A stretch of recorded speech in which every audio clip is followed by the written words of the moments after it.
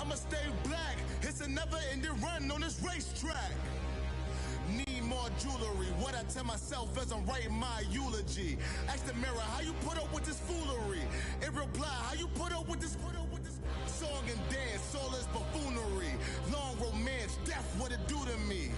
Yamagini dream was a nightmare. He was dancing with the devil for his life, yeah. We all on the dance floor. Girl, come with a dance. Puerto Rican in the EA Sports coverage of the NFL takes us to the architectural wonder that is the Mercedes-Benz Stadium in downtown Atlanta. We thought the old place was loud. Somehow this place got even louder a short time ago as the Falcons were introduced to this sellout crowd. We're set to go as the Falcons get ready to match up with the Jacksonville Jaguars.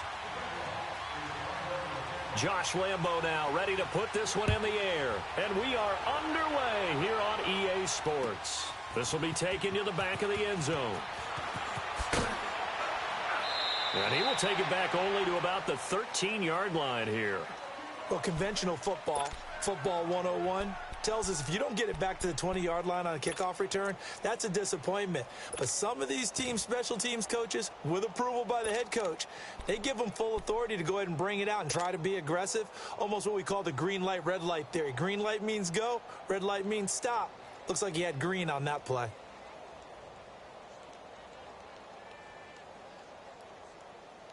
Let's go.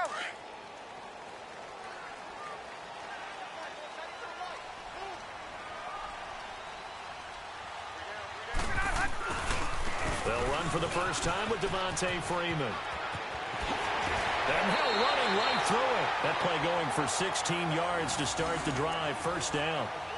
It should go without saying that anytime you run the football well and gain a nice chunk of yardage, that means the offensive line did their job and did it really well. But let's give them a little more credit than that.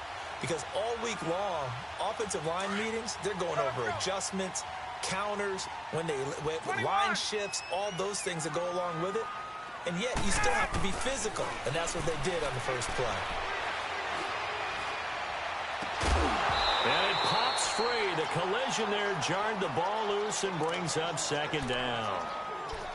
Even without a ton of pressure in his face, it just shows how difficult it is to pick apart his own defense. Those guys are sitting back, and they're not playing receivers as much as they're playing the eyes of the quarterback and when he delivers the ball.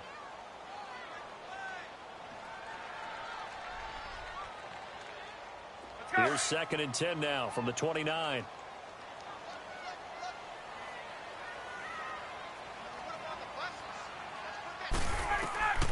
Again on 2nd and 10, it's Ryan. Looking left side, and he's got a man. That's Freeman. Give him 7 on the play, and that'll bring up a third down. I know most of the time when the ball's in the air, you're thinking wide receiver, tight end, but running backs, they can be a big part of any passing offense nowadays. A second down completion got him 7. Now here's 3rd and 3.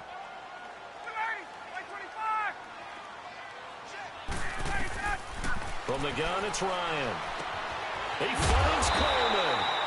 And he's taken down at the 43, but not before picking up the first. Call it a gain of 7, and it gets him a new set of downs.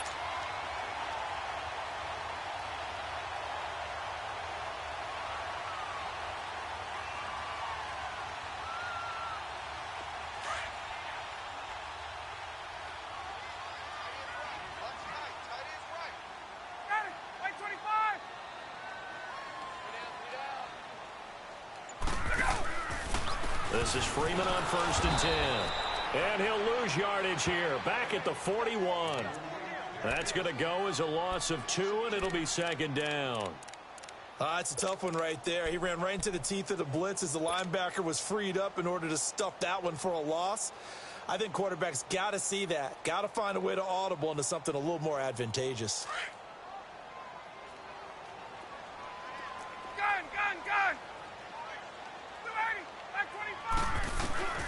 On 2nd down, here's Ryan. Jaguar pressure and a Jaguar sack.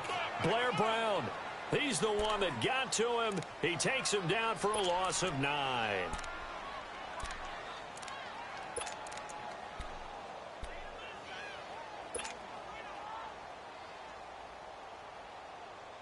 So the sack pushes him back, and now 3rd and long for Ryan and the Falcons.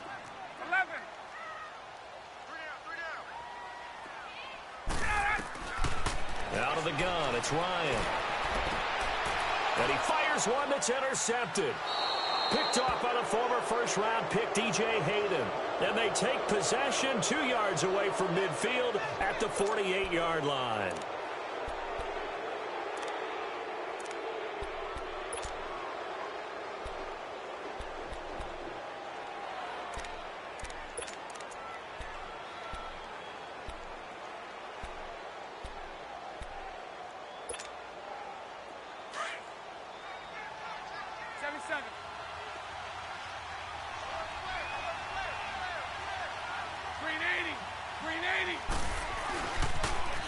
A first carry for Leonard Fournette. He'll get a nice chunk there on the first down run, and it's 2nd and 4. Despite the blitz, they're still able to pick up a nice solid gain. The disadvantage of blitzing often alters the normal spacing and run fits and leaves creases like they were able to exploit right there.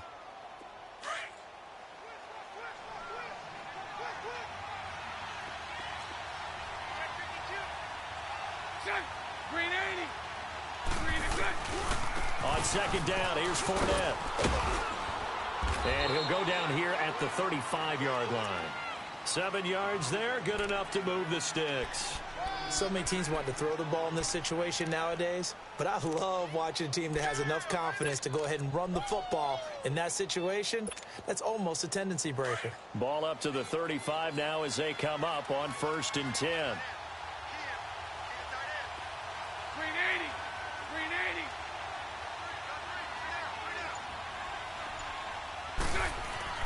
On 1st down, Bortles. He couldn't quite hold it. Got hit. Ball pops out, incomplete. It's a lot of contact going on there, and in the end, unable to keep 2 hands on the football and bring it into his body. Everything looked pretty good until the finish. Here's 2nd and 10 now from the 35.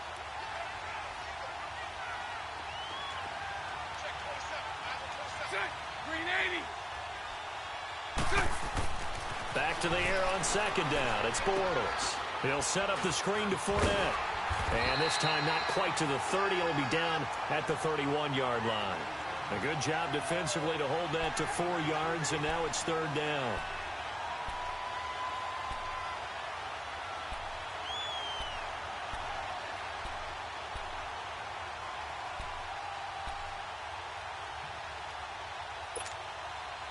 The 25-yard line is what they need here. This is 3rd down.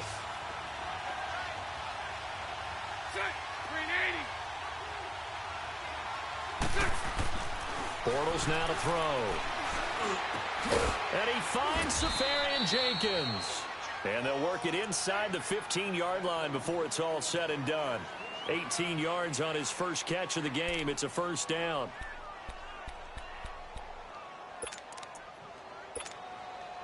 The Jags with their first opportunity in the red zone. It's 1st and 10 at the 14.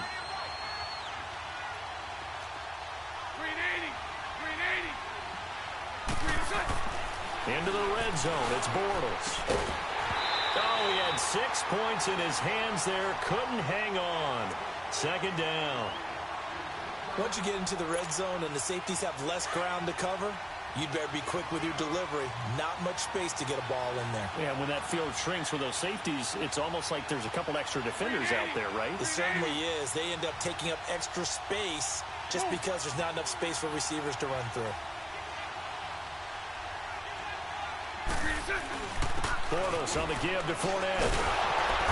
And forget about finding a lane. He barely had time to look up before he was planted in the backfield. That'll be a loss of a yard, and it leads to a 3rd down.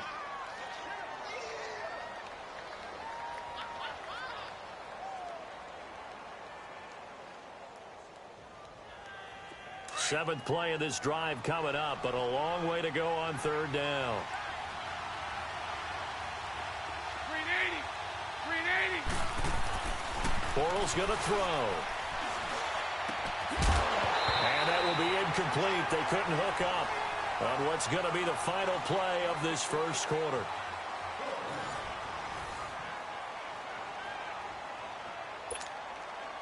And the first play will be a field goal try.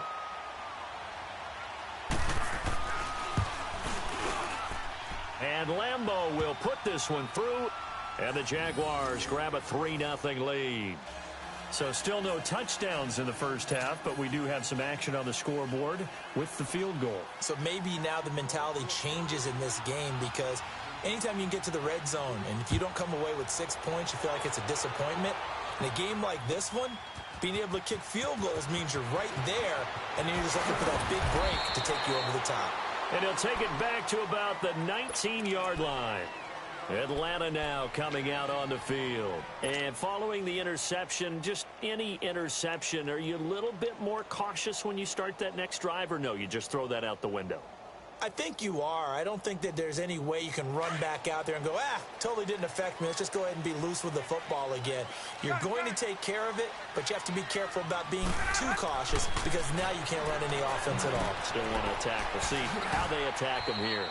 It'll be a 2-yard gain, and it'll be a second down. Everyone's got to be able to catch the football. Doesn't matter what position you play, but if you're on offense, be aware a ball may come your way.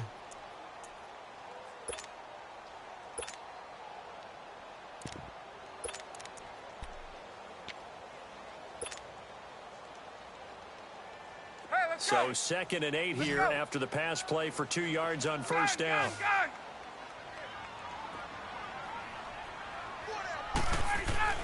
Now Ryan. Looking for Jones, and it's intercepted. Picked up by Jalen Ramsey. And they will score. It's a Jacksonville touchdown. I don't know who all is to blame there, but I love seeing pick sixes. Nothing like seeing someone pluck it out of the air and go the other way and see people try to change directions. Hard to do. Extra point tacked on by Lambeau. And the lead grows to 10-0.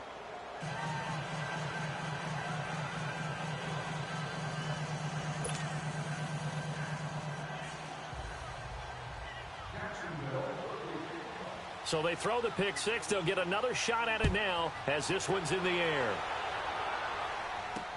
This fielded a few yards into the end zone.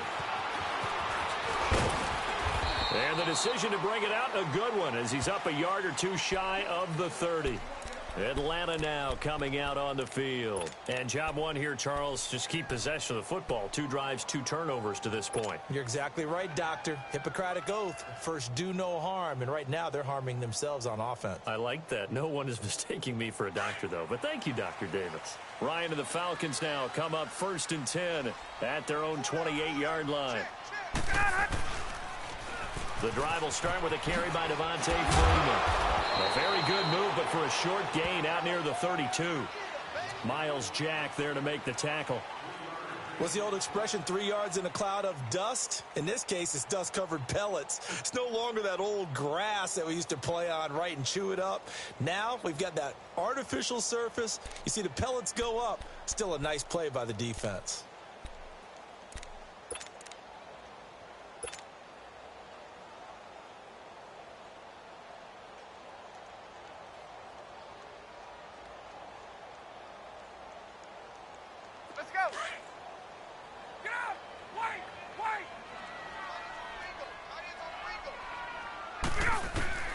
Now Ryan on 2nd down. Throw right side, caught by Ridley. That catch good for 5. It's 3rd down. One thing you're hoping for when you run drag routes, you're able to hit a receiver in stride, and he can pick up a lot of yardage after the catch. But in this situation, the defense was effective, able to stop him before he could get a good head of steam going. And he's got a man, Calvin Ridley. And able to get this one across the 45 before he's brought down. Calling a gain of 10, and they pick up the first.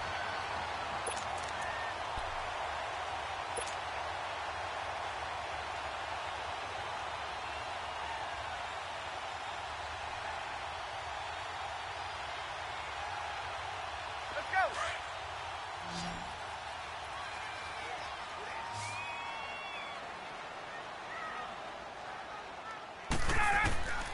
From the shotgun, Ryan.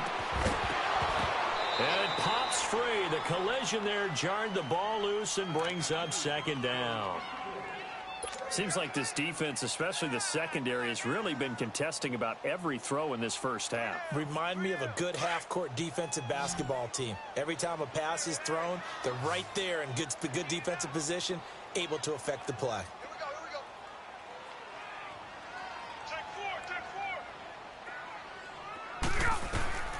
Second and 10. It's Ryan again. Going underneath. It's Coleman. And he'll be out of bounds just shy of the 40. They pick up 12 on the play there, and they move the chains. It's funny, throughout the time that we've been together, when we talk with running backs about the ability to catch the ball, their eyes light up when they talk about open field and having one-on-one matchups, don't they? Yeah, they do. And that's the reason why. What we just saw, shedding those tackles, and that's what they're used to doing. It is, and it starts at the beginning of the play. One-on-one matchup if someone's trying to cover them, but they also like those one-on-ones downfield after the catch when they're running with the ball. They think they're going to win those too. And dropped at the 35, but able to display some strength on the run. 7 yards on the pickup there, and it'll leave them with a 2nd and 3. You know what really fires up offensive linemen? When the guy that is carrying the ball behind them can create his own space and break a tackle along the way. Let's go. Let's go. Hey, got it. On second down, Ryan swings it out to the flat for Freeman. And inside the 20 before he's brought down. And the play goes for 19 yards, gives him a new set of downs. We can talk all we want about football being a game of strength and brawn. It's also a game of mismatches, and they're trying to create one there, getting it to their back out of the backfield to make a bigger play. As we often say, get it to him in space, let him use his leg. Yeah, if he can get a matchup against a linebacker or maybe a defensive end dropping out in a zone blitz, he's going to win that battle just about every time. And he goes backwards here, losing yardage back to the 16. 2 minutes remain here in the first half. We're back to Atlanta right after this timeout. Maybe just a slight detour on what's been a strong drive. Here's 2nd and 11. To throw on second down, Ryan. And finding the tight end Hooper. And able to get him down, but he does reach the 5. He's got his first catch here before halftime, and it goes for a first down. Now it's Ryan. And that is incomplete. The Pro Bowl wideout Julio Jones, his intended receiver. And now it's second down. Defensively, Charles, they continue to really limit this offense as far as yardage goes. Yeah, you're exactly right. They've been assignment sound, staying in their lanes, keeping proper leverage, and communicating well, too. A line of scrimmage, once again, the 5 as they get ready for 2nd and goal. He'll get it up the middle. And the second wave of tacklers is going to get him as they stop him behind the line. It's a loss of 2, now 3rd down. Not only was that a terrific play, but that loss of yardage they created this close to their own goal line, that gives them a little breathing room now as they move them back. And they're breathing fire a little bit right now, aren't they? A lot of confidence being shown by them at this point of the game. Ryan. And that one's going to be over everybody in the back of the end zone. It's incomplete. Boy, you will not see a quarterback of his caliber miss on one like that very often. I mean, there it is, wide open, got the shot, and he misfires. We talk about, boy, he'll want that one back all the time. He definitely wants that one back. And Bryant's kick is good. And they get themselves on the board here. It's 10-3. So they get 3, certainly hoping for 6 after a 13-play drive. So you console yourself on defense by saying you did your job, right? If they go 13 plays, you only give up a field goal, you did a nice job there. But here's the other part. 13 plays, you don't force any mistakes, you don't take the ball away, maybe that's the way they should look at it. And out now comes Jacksonville as they get ready to go.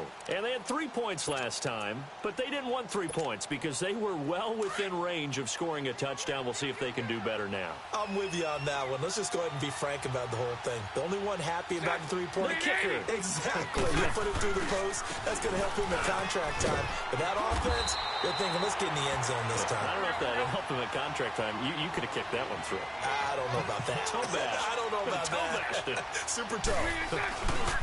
Here's a give to Fournette. And he is going to be stopped cold behind the line of scrimmage. And now a timeout defensively by the Falcons, as they get the stoppage with a little over 50 seconds to go in the first half.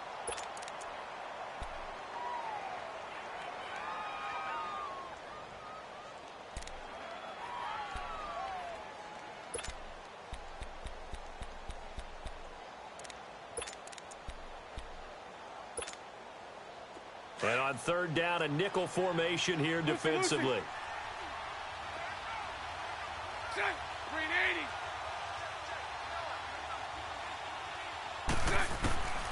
Shotgun now for Bortles.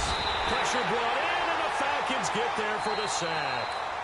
And the Falcons going to use another timeout, as the clock's going to stop with 47 seconds to go in half number one. And the Jaguars send out their punter as the drive goes backwards, so he's on to punt it away.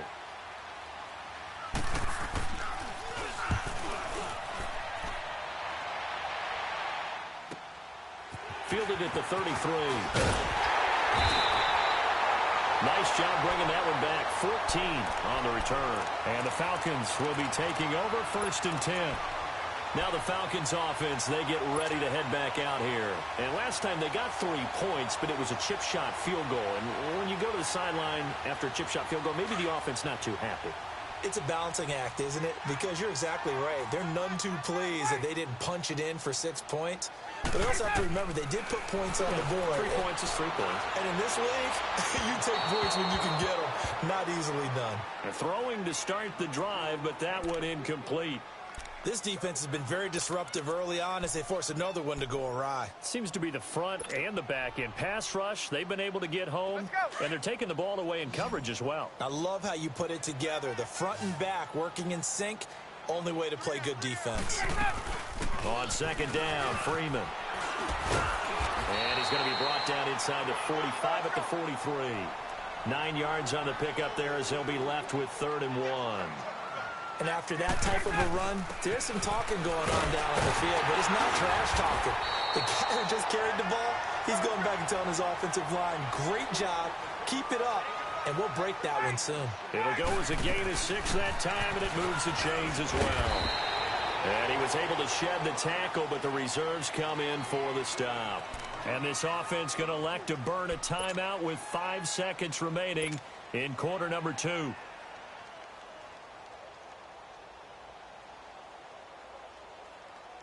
So on second down, the field goal unit is on here as they try to get 3 before half. And now a timeout defensively after that first down play. So they're going to make this offense sweat out half number 1.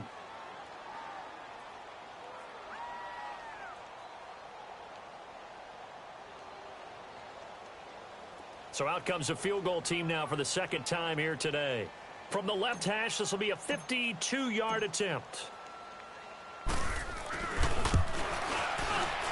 And Bryant's kick is good. And that'll bring them back within 4.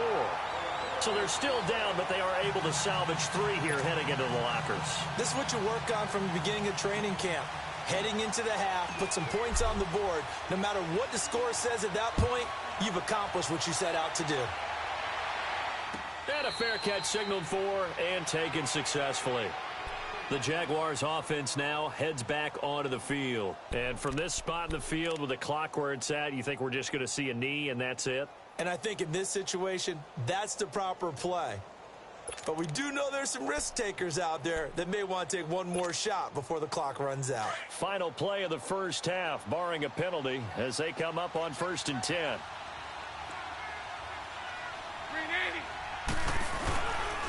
They'll start out on the ground. It's Leonard Fournette. And he'll wind up losing yardage here back at the 21-yard line.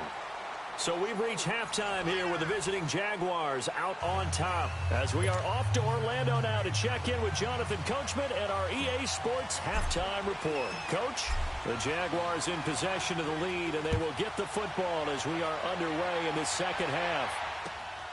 This is taken about 7 yards deep.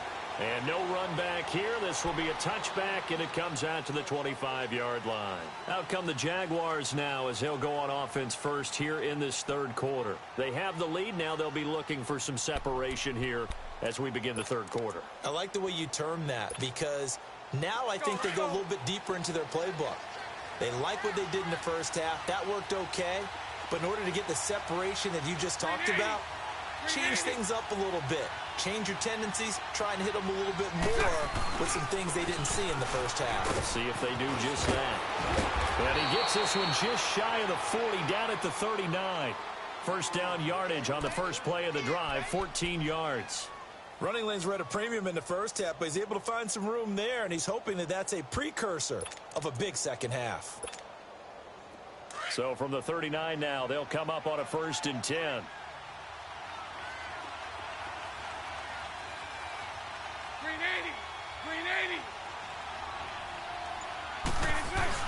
They keep it with Fournette on first down. And he'll muscle his way up to the 43 for a pickup of right around 5. In the first half, he was held in check on the ground, but despite that lack of production, they still have the lead. Yeah, and they've got to feel fortunate about that. If they could actually get production from their lead horse, that would help open up this offense and widen this margin too.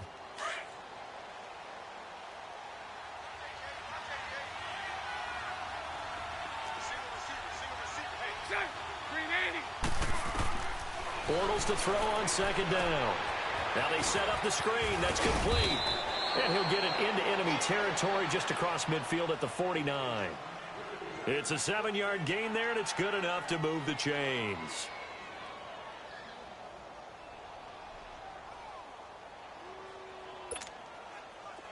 From Falcon territory now, here's 1st and 10 at the 49-yard line.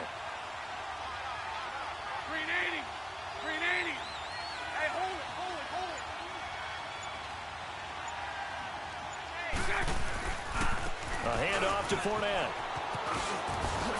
Fights through at the 5. And he's over midfield and into Falcon territory. Give him a couple on the carry there. 2nd and 8. Now, they struggled to get him rolling on the ground in the first half, and that's sort of continuing here in the third quarter. Yeah, but I don't think it's time to abandon the running game. I would say keep feeding the horse, and I believe he'll eventually reward them, especially as we get deeper in the game. On second down, here's Bortles. Throw left side complete. It's Lee. And he'll be brought down at the 45-yard line. Only 3 yards on the catch. It's 3rd down.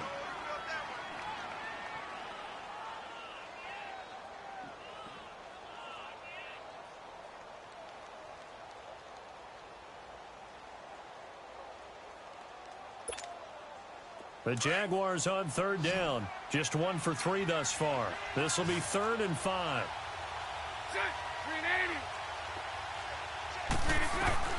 From the gun, it's Bortles. He rifles one that's intercepted. Picked up by Keanu Neal. Well, they're going to take over right there at the 22-yard line. First possession of the third quarter, an interception, so maybe a second-half tone setter. Indeed, and not the tone they wanted to set. That's the equivalent of running out the wrong door and running into your pool instead of running out onto the field. A real dud for that one. Has that happened to you before? No, but I've heard stories about teams actually doing that back in the good old days. Ryan will bring the Falcons up now, 1st and 10 at their own 22.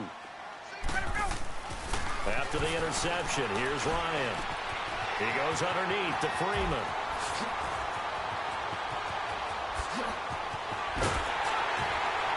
And they finally get him down, but not before he reaches the 34. A big play there on the catch and run. 45 yards.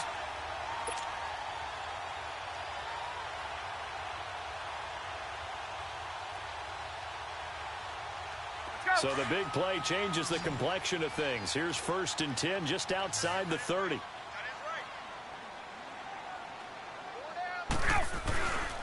And now a 10th carry for Freeman. And brought down, but not before they're inside the 25. I'll give them 10 yards on that one, and that'll earn them a fresh set of downs. But they're getting ready to go to work now in prime real estate after that last run. Found his spot. and picked up nice yardage, didn't he? And now he's got him knocking on the door of the red zone.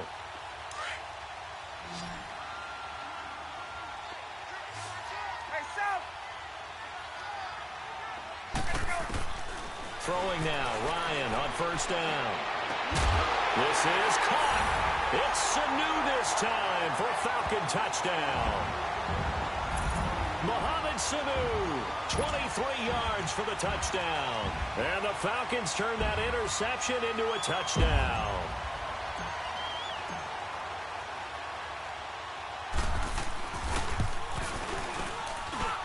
Bryant's extra point up and good. And that gives him a 3-point lead.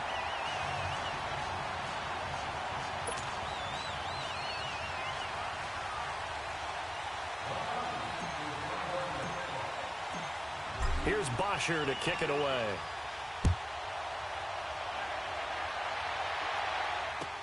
This will be taken to the back of the end zone.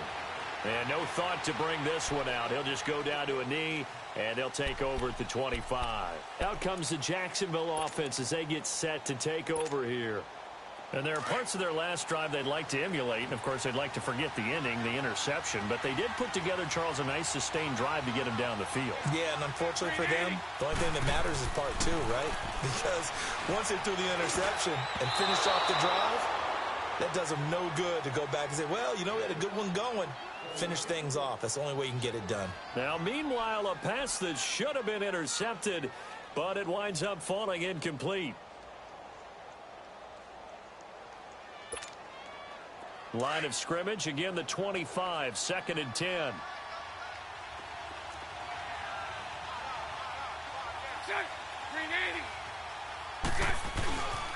Now Leonard Fournette. Tackle made by Devondre Campbell. Well, that's a good start to this drive on the defensive side of the ball. Force the incompletion on first down. Then you're able to shut down the running play on second. Yeah, I wouldn't be surprised now. A little bit of pressure going at the quarterback in an expected passing situation. The Jaguars on 3rd down. They've only converted once in 4 tries. This is 3rd and 9.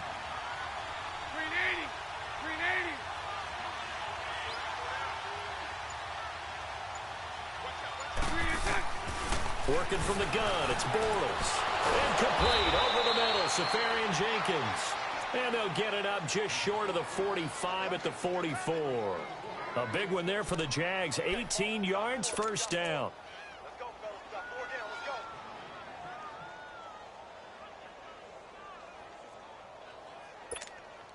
Here we go. Bortles now, 5 straight completions here in this second half, 1st and 10.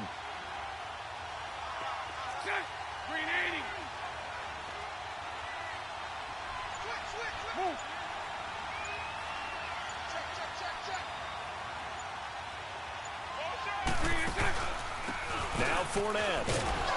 And he'll only get a yard, maybe 2, up to the 46. Well, we saw him there trying to get it to the outside, trying to get to the perimeter, but not a whole lot of room there. But there's got to be one positive to that. If you keep moving laterally, creases tend to develop as the game moves on, and they can run it back inside later.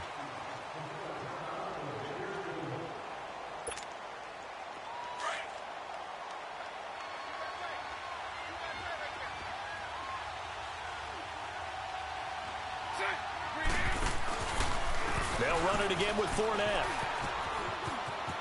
Fournette, a first down, still going. And all the way down to the 25-yard line. That one 28 yards on the ground. We'll definitely see some open running lanes, and he's taking advantage of it right now, but that shouldn't be a surprise. Defense has the lead. They're playing for the pass first. From Falcon territory now, here's 1st and 10 at the 25-yard line.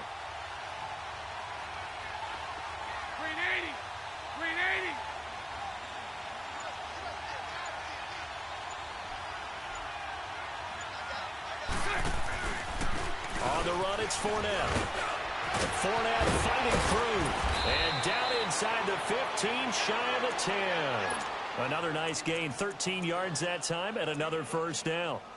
Another carry for their leader, and a good one. It's crunch time. They'll need him to continue to be productive in both the run and passing game in order for them to try and snatch a victory.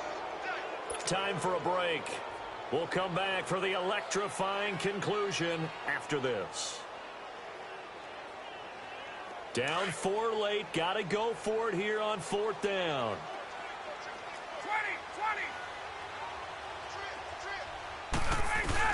20. As expected, they're going for it to keep the drive alive. And, a crusher there as it's intercepted. Picked off by the former first-round pick, DJ Hayden.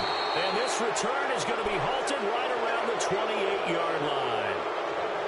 When I saw the pressure coming at him, that just looked problematic. Hit him as he threw it, and the interception ensued. Let me pay homage to the man who stood in this spot before. He always talked about how much pressure is in the face of a guy, and can he step into a throw. And when you can't do that, oftentimes interceptions result.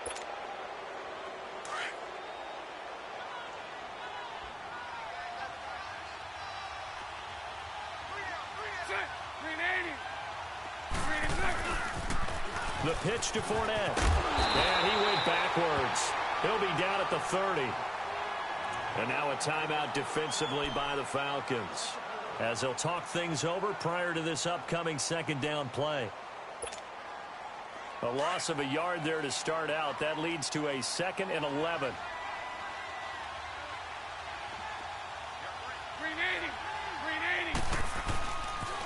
Again, it's Fournette. And inside the 20 before he's brought down. That one good for a gain of 13 for Jacksonville and a 1st down. But they picked up a little bit of yardage there, and now, in this situation, should be in no hurry to run a play really fast. Let the clock wind down. So a good run by Fournette. Now another 1st and 10.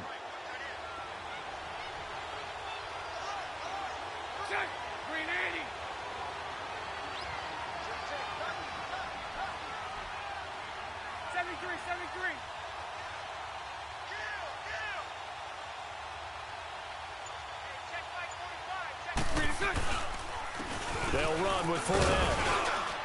And they'll get him down right around the 16. And the Falcons going to use another timeout as they get the stoppage with just over a minute to go in the game. This, in all probability, another run here on 2nd and 8.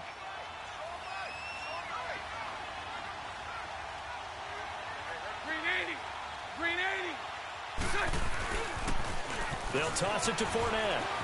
Fournette, 1st down, still going. And he will get this into the end zone for a Jaguar touchdown.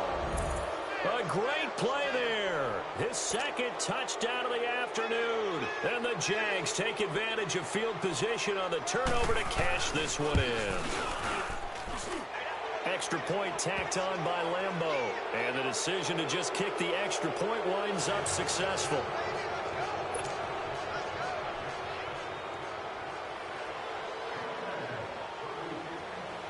Here's Lambeau out to kick this one away. That's fielded in the end zone. And he'll get across the 20 before he's brought down at about the 23-yard line. And here now come the Falcons.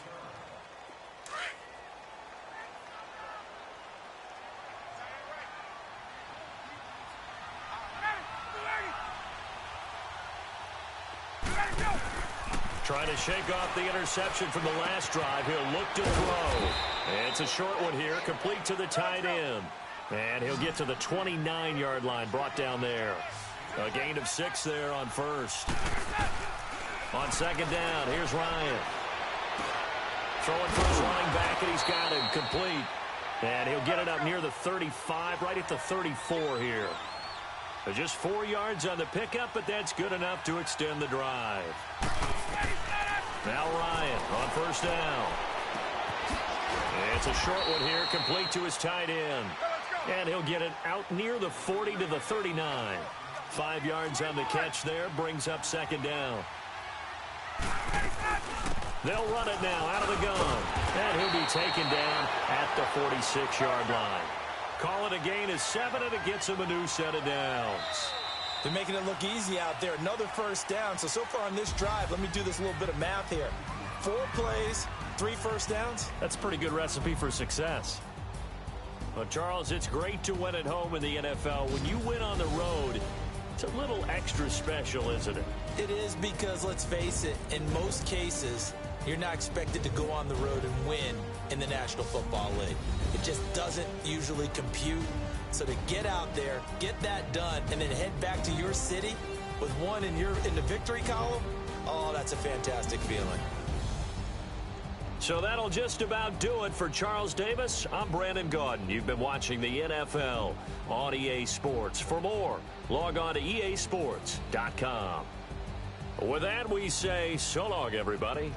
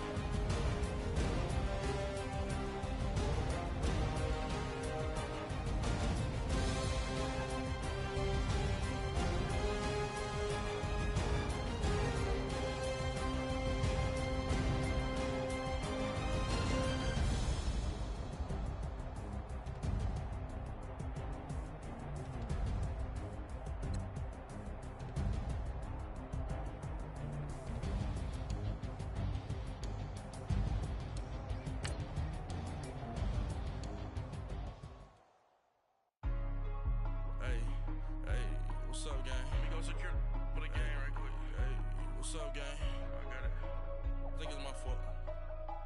For real. What's up, keep the rest. Hey, I got that check-in to go. I'm gone. A lot of these look lost.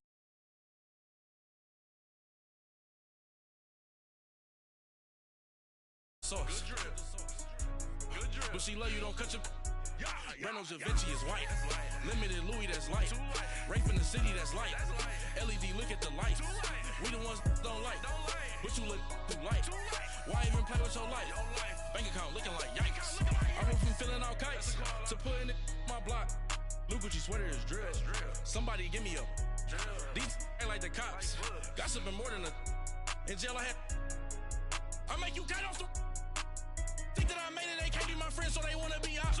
If I see them hating and I'm in that spaceship, I'm dropping the top. Ain't like my beat, ain't no happy belated, I'm counting the guap.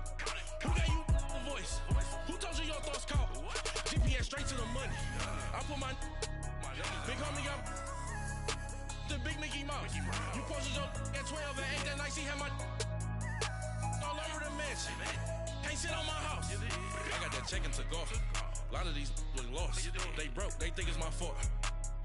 No court. I want that caught. I'm dripping, I'm stuck with the sauce. But she love you, don't cut your... Reynolds Da Vinci is white. Limited Louis, that's light. Rape in the city, that's light. LED, look at the light. We the ones don't like. But you look too light.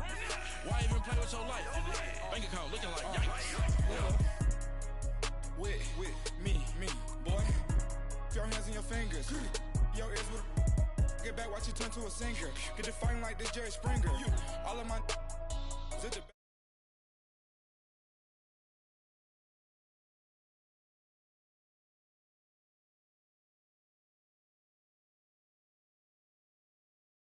younger than you with a Maybach. Younger than you with a Bentley. Finna got in the gently. Ain't been friends with these. When I was down out of so had sympathy. But that's how I go when you broke. Now I'm like mistletoe. This do my own. Not gonna lost on these new clones. Then she asked for a loan. Had to laugh, then I told her get gone. Gon' get that me on. Ain't no give me not a thing. So I spend 90K on my range. You can see all my pain in my watch. Got my ex down and walking around with my hand on my. Cause I'm popping and I know you not. And I know you see just how I'm living. You're not happy with life, so you rockin' Reeboks on treetops, getting walk. Got a big bands like Sasquatch. Every time you see it, with a no, it's top I got notch. that check-in to golf. A lot of these look lost. They broke, they think it's my fault. No court. I want that caught. I'm dripping, I'm stuck with the sauce. But she love you, don't cut your... Reynolds Da Vinci is white. Limited Louis that's light. Rape in the city that's light. LED look at the light. We the ones don't like. But you look too light. Why even play with your life? Bank account looking like yikes. The ops on IG all the time. I dare them go live. Wagyu steak, I dine. 8 ounce, 255. I can't get funky with too groovy you me. If I ain't had love for me, I would've tried to get Nicki Minaj. J-Rock ain't gonna let you slide. Dory ain't gonna let you slide. You king of the city, I don't wanna be a big fish in a small pond. Trying to get across that water. I need fans in Vietnam. If you gotta hustle, but you can't stick to the grind, you wasting your time. I need a dub for a verse. I do it for FaceTime before I get to the club. Look at the line. Money ain't changed my heart, but I'm smarter. I guess it changed my mind. And I take care of my in prison. Don't think it's safe inside. I got that check and to go. A lot of these look lost. They broke. They think it's my fault. No call. For real. The NFL on EA Sports has come to the Twin Cities at US Bank Stadium in downtown Minneapolis. It can certainly get loud inside this building, and just a few moments ago when the Vikings were introduced, it was downright shaking in here. They're set for football as the Vikings get ready to do battle with the Atlanta Falcons. Dan Bailey now to put the ball in the air, and we are underway from downtown Minneapolis. This will be taken to the back of the end zone. And he'll make it across the 20 as his guys will set up shop at the 23-yard line.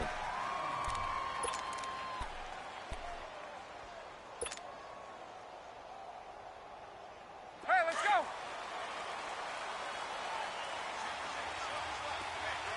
Hey, wait. 11. On first down, Ryan. The Vikings after him, and they get there for the sack. Daniil Hunter in there to drop him, and it'll be a loss of about 8. Hey, got it. Now Ryan on second down. He sets to fire deep. So the long attempt falls innocently to the ground, and it brings up third. Well, that certainly looked like something that they discussed all week in practice getting ready for this one. Take the big shot right out of the gate. At worst, you'll open up the defense a little bit, loosen them up, have them back on their heels. And I don't think this is the script they had in mind for their opening drive. This is third and long. Gun. Ready. From the shotgun, Ryan. And he's going to be brought down. Back at his own 6-yard line. Emerson Griffin coming in to drop him for a loss of 8, and it'll be fourth down. Here's Matt Bosher now, as his first punt will come from inside his own end zone.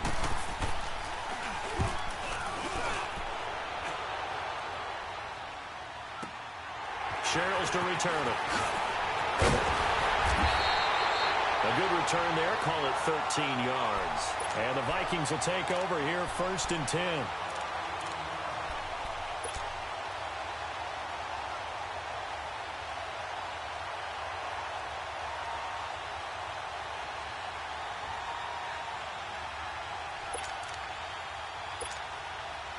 Cousins and the Vikings with a first and 10, just shy of midfield at the 48.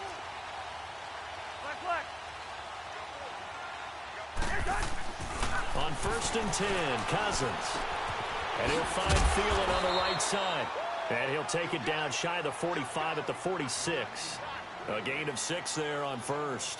One thing we do know, he's going to get his catches. So as they move forward defensively, got to continue to focus on not giving up the big play when he does catch the ball in the secondary.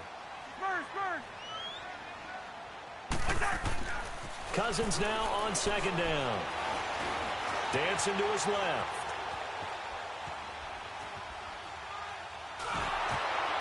And that one goes incomplete. He's maybe lucky it wasn't a fumble as he got hit as he threw it. There's nothing like pressure to affect the accuracy and the timing of a guy trying to throw the football.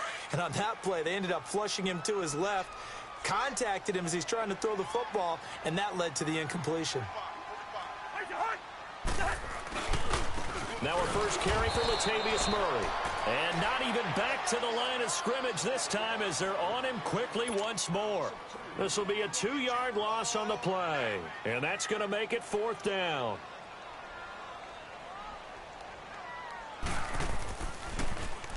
And now it's the punter Weil on as he sends this one away. And that is much too long. That's into the end zone for a touchback. Here comes the Atlanta offense now ready to take over here. And on the last go-around, they really couldn't get anything going.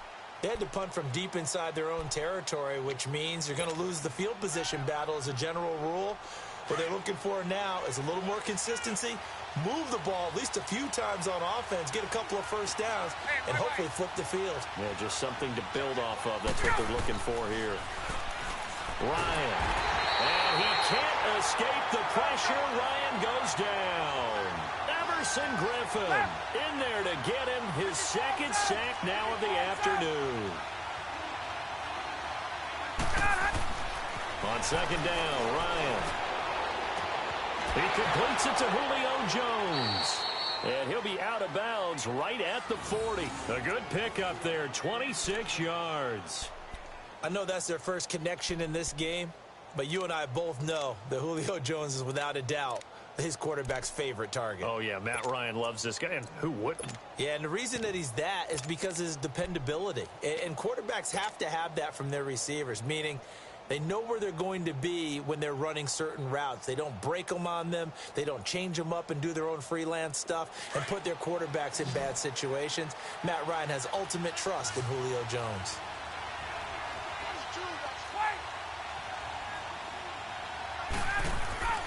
They'll throw on 1st down with Ryan. Pressure coming from the Vikings, and they get there and bring him down. Daniil Hunter in there to pick up his 2nd sack now of the afternoon. They come up on 2nd and long, and the pass protection just has not been there this afternoon.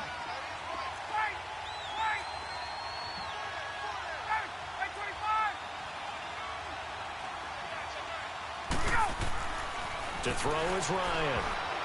Oh, nearly picked. And maybe lucky there. This guy doesn't drop many defensively. 3rd down. And Charles, got to like what this defense has been able to do these last couple of plays. Yeah, they get the sack on 1st down. Then they force the incomplete pass. Now they're just a play away from getting the football right back. But it's a big play. They've got to hold up. An incomplete pass on that last play, and that means they'll need to come up with something here on 3rd down.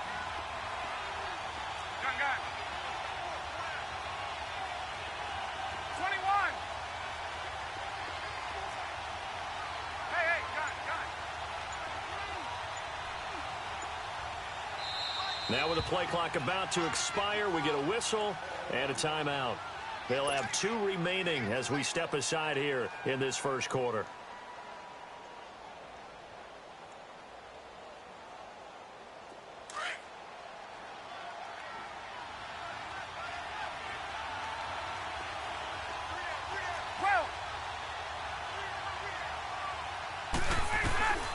Third and long, it's Ryan. And he fires one that's intercepted. Mackenzie Alexander with a pick. Oh, some strong running. Well, it's 3rd and long, and you've got a few different ways to play it offensively. But this is not the type of offense that's going to wave the white flag. They're going to keep chucking it. And this time, it results in an interception.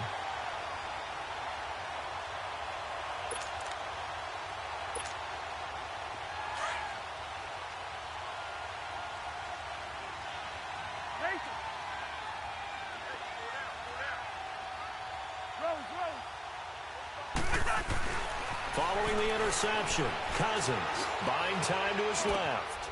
And Rudolph has it left side. A nice pickup there of 11 yards, and it'll move the sticks. On any given pass play, you never know exactly where your exit points are going to be. On this play, he was flushed to his left, still on the run, able to accurately throw the football for a nice 1st down.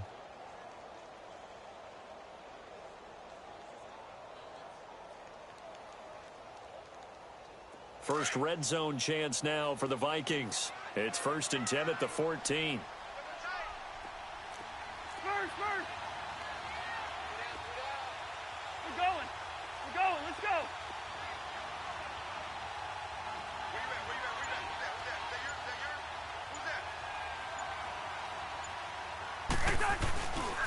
Now a give. This is Murray. And he'll get about 3 just outside the 10, stopped at the 11. Partner, we know today's NFL is really built around the guy throwing the football. But these short runs, they still pay dividends because they can take their toll on a defense, and they can add up as the game goes along. You control the clock, you control the ball, and that way you often control the game. Second down, Cousins. And incomplete there. A nice hit. Jars the ball free and brings up third down.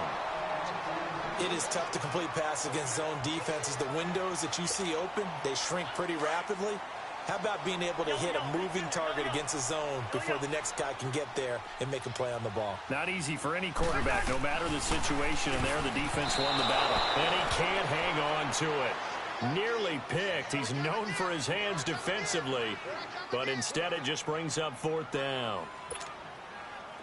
Dan Bailey now for the field goal try.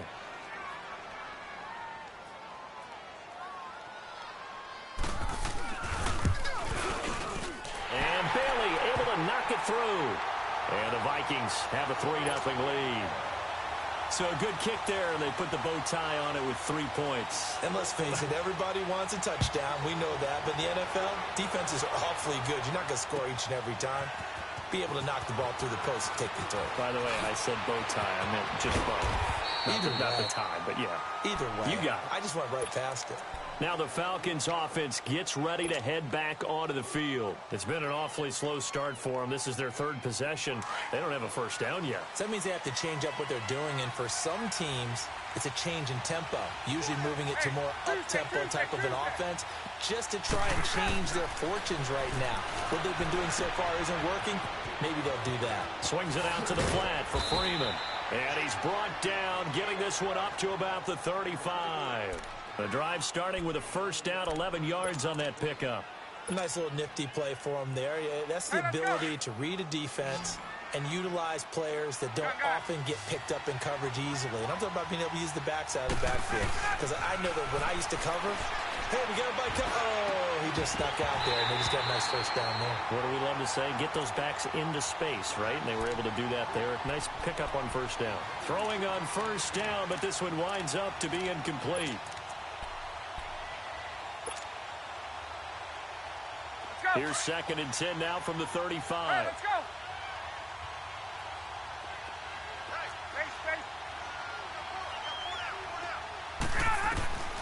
Again on 2nd and 10, it's Ryan.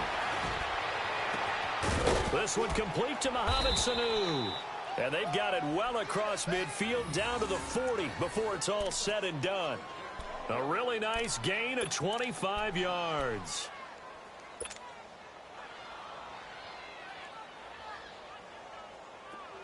From Viking territory now, they'll come up 1st and 10 right at the 40. Ryan will throw again. The Vikings after him, and they get there for the sack. Daniil Hunter able to disrupt yet another pass play, his 3rd sack of the afternoon. Alongside Charles Davis, Brandon Gaudin, it's the Falcons in possession to begin quarter number 2, but they face a 2nd and long to start things out.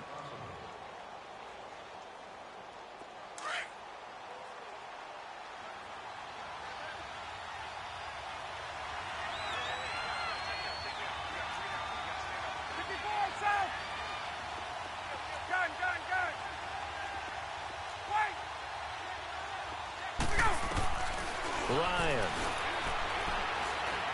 He's going to fire this thing deep right side. And this is caught right along the sideline. What a job of keeping the toes in bounds there. A gain of 32 that time. So after the big play, look at this, all the way down at the 15 now on 1st and 10. And now the Vikings are going to stop it here on defense with a timeout. They'll have 2 remaining as we step aside here in this 2nd quarter. A first chance in the red zone for the Falcons now. They've got a 1st and 10 at the 15.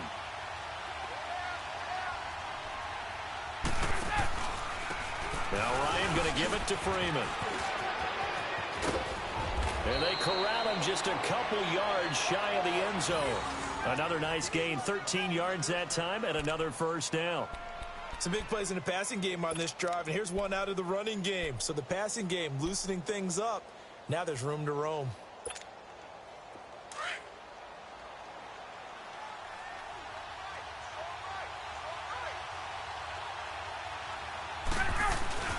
And they'll turn to a power game to try to get in. Trying to keep those big legs churning, but he's going to go down in the backfield. He'll wind up losing a yard on the play, and it'll be second and goal.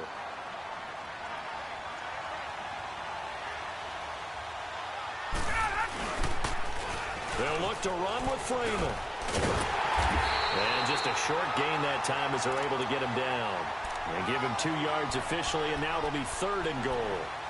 2 straight shots on the ground. Now on third, do you go to the air?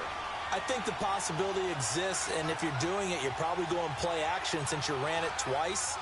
But I often think that second down is the time you go play action and throw the ball. I say commit to the run and think about it being 4-down territory. Call it no gain on the keeper, and it's going to bring up a 4th down. So a field goal try here on 4th down as the Falcons call on Matt Bryant. From the left hash, he'll have to cut this at a tight angle. And Bryant's kick is good. And that will tie us at 3-3. So they do get 3 points, but that's now 3 drives with only the 3 points, not a ratio that's going to win you many ball games. Not at all, Brandon. And think about it this way. We all know payoff is the key, right? And wouldn't we love to have the concession on every T-shirt that's been printed in football that says finish on it? Because that's the mantra everywhere. Got to be able to finish drives, put points on the board. So we're right back where we started, all even as the kick's away. And no return on this one as the fair catch is signaled for and taken. And now out comes Minnesota. And last time able to get 3. It's not what they wanted. They wanted 6, but they got at least something. They mustered something out of the drive. They'll take it. I like the way you've described it. Not ideal, but they'll take it. Anything to put some points on the board. But this time on offense, they don't even want to see the field goal kicker trot on the field. They want that ball in the end zone. They'll be going for 6.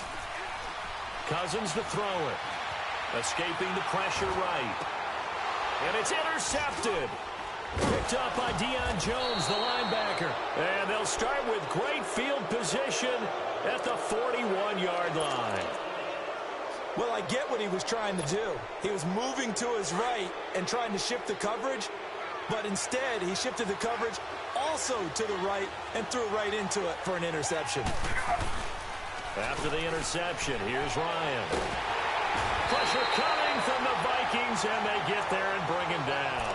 Sheldon Richardson in there to record another sack, their 6th of the afternoon.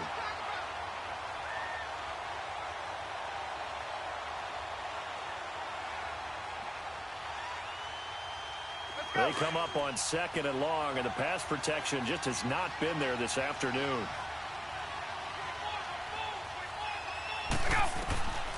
Out of the gun, it's Ryan. The ball popped in the air and intercepted. Picked up by Anderson Dejo.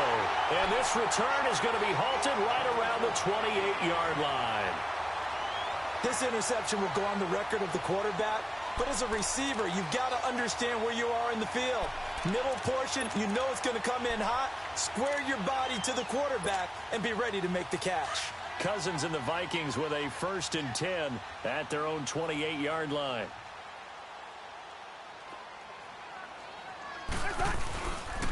They start the drive with Cook. Across the 30 to the 31-yard line. Up from his linebacker spot, Deion Jones making the play. They tried a quick hitter inside, but that one was swallowed up because what they're hoping, those big defensive linemen will take the bait and move laterally and open up a crease that they can run through. Didn't happen on that play. Now Cousins gonna let one fly for route, and that's caught inside the 35. And all the way down to the 29. A big play there for Minnesota. And even 40 yards. They don't need to run another play here before the 2-minute warning. Let's see if they do it anyway.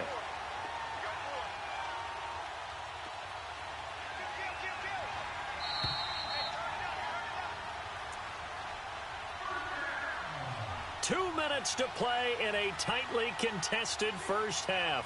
More from Minneapolis after this. This offense finding its legs now. Here's another 1st and 10. First down, here's the run with Cook. And he's going to bring this one down to right about the 20-yard line. Just what you want on a first down run. Call it 8 yards, and it's 2nd and 2.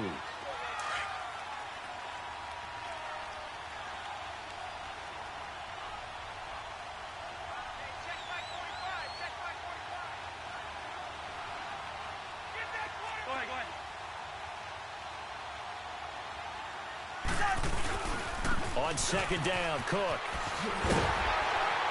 And he'll at least get him inside the red zone here, down to about the 19. Just a gain of a yard there, and now it'll be 3rd down. The good run on 1st down followed up by a not-so-good run on 2nd down. Now let's find out if they're going to stick with the run here on 3rd down. A lot of people would love to see some play action here. I say go with your best running play over your best blocker. On 3rd and 1, here's Cousins. He's just going to dump this one off to his fullback out of the backfield. And now before this first down play, we're going to get a timeout here, as they'll stop it with just over a minute to go before halftime.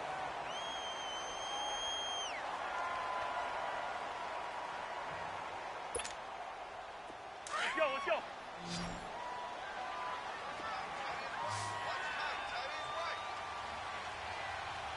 Two. Go ahead.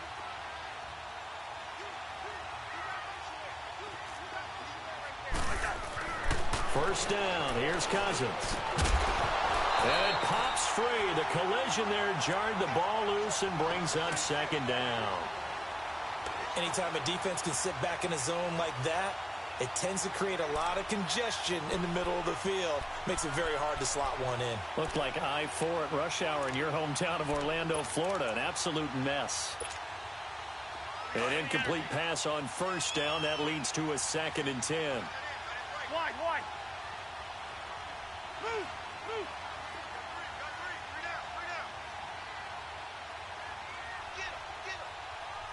Black, you too.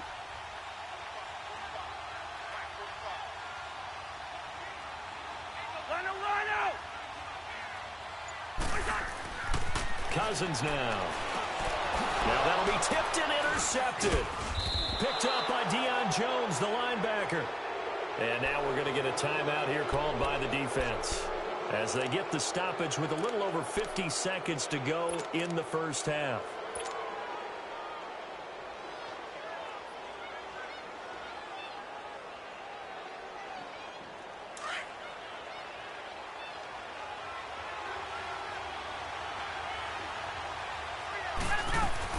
They'll run with Freeman here to begin the drive.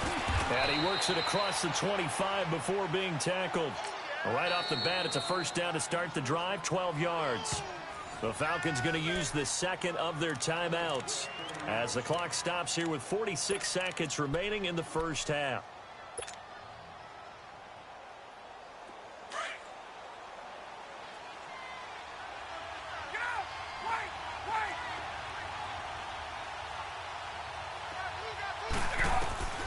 Throwing now, Ryan on 1st down. Flush to his right. Now he's going to send this one deep right. And for the 3rd time here in this half, it's intercepted. Picked up by the former first-rounder Trey Waynes. And he's able to get it back to the 41-yard line. Okay, it's real simple to say from here, but we know that sometimes as a quarterback, you've got to know when to say when and just throw it away. Flushed out to the right, tries to make something out of nothing here, and he winds up floating one downfield that gets intercepted. Bring up 48. Through. Hey, Steamer. Cousins now after the fumble recovery. And he takes a shot on the release as this will be incomplete. It's been my observation there's been a nice variety of play calling defensively. You and I often talk about an offense's ability to keep a defense off balance with what they're doing. I think the converse has been true in this game. Yeah, I think you're right. They seem to have gone off tendency quite a bit, but only the 2nd quarter, a lot of time to change things. Steamer. Black. We're going. We're going. Let's go.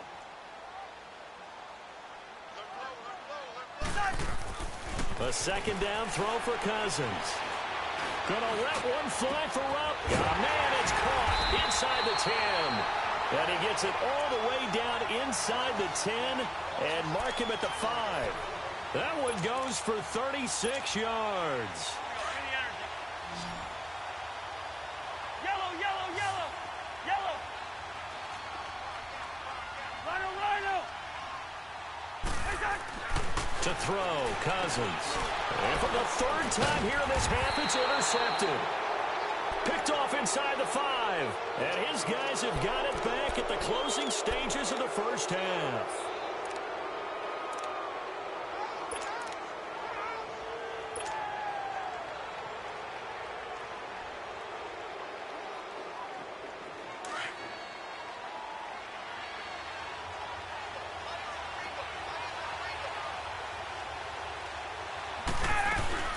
They'll run it now out of the gun. And he's going to be taken down here as that will lead us to the end of the first half of play. All right, hang on. We'll jump over halftime. So we've reached halftime in a low-scoring affair, just a pair of field goals. 3-3 is our score. Out come the Vikings. They'll have it first on offense as we begin the third. They have a chance to break our tie here as we get a look at the first drive of quarter 3. And it's such a tone setter, isn't it? Because both sides trying to seize momentum to begin the half. What do they have dialed up that'll give them an advantage to move the ball downfield? Let's find out what they have dialed up. Black, black.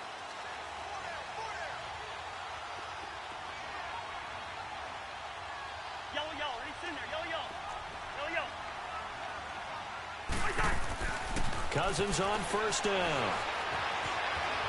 Flushed out right. And he can't find a receiver, and he's brought down. Grady Jarrett busting through to get him for a loss of 6. I know there'll be a little bit of criticism there because they went right back to the air after the huge pickup and end up getting sacked. That's often a play that you make. You feel like you've got momentum on your side. Unfortunately, the O-line failed to hold up to try to keep that momentum going. Work to be done here on 2nd and 16 after the sack. Go ahead, go ahead.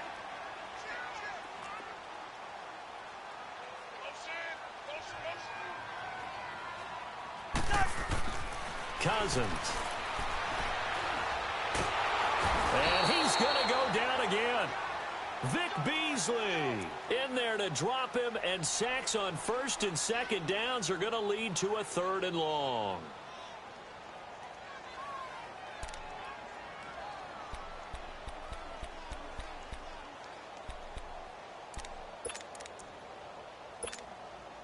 After the sack, they'll come up now 3rd and long. Yeah, I wouldn't be surprised to see them run the ball here just to try and get some space. No run call here. They'll look to throw instead. And his pass is intercepted for the 4th time today. It's Desmond Trufant, and his guys are going to take over at the 34-yard line. You hear me laughing, partner, and I'm not laughing at the situation, but sometimes you just get yourself into a rut. It's hard to shake yourself out of it. From the 34 now, here's 1st and 10. On first down, Ryan. And his pass is intercepted for the 4th time today. Picked up by the former first-rounder Trey Waynes. And he's going to get this one to the 23-yard line. Well, from what we've seen thus far, this is not a formula for winning football. When you have more turnovers than points scored, that's a tough way to try and win a game. Cousins and the Vikings with a 1st and 10 at their own 23.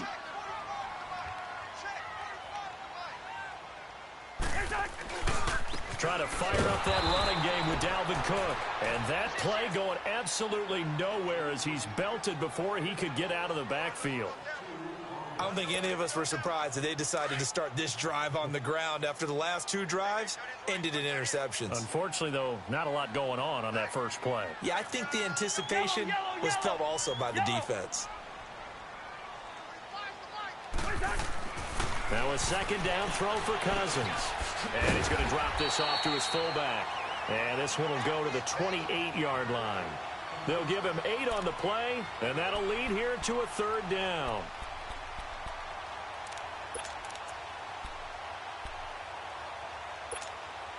All right, now here we go, oh.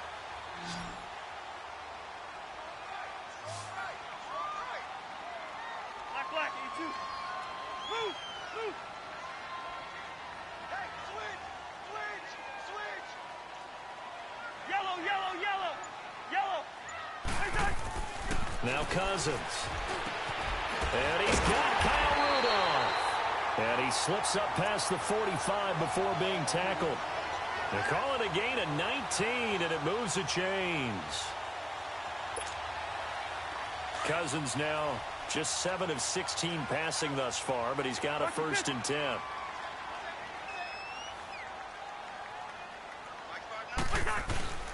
Handoff comes to Cook, and very little running room there. He did get a couple up to the 49. Tough first half for him, unable to put up the numbers he's used to producing. But with a guy like him, you and I both know it just takes a couple of explosive touches for him to make an impact on this game and on the stat sheet as well.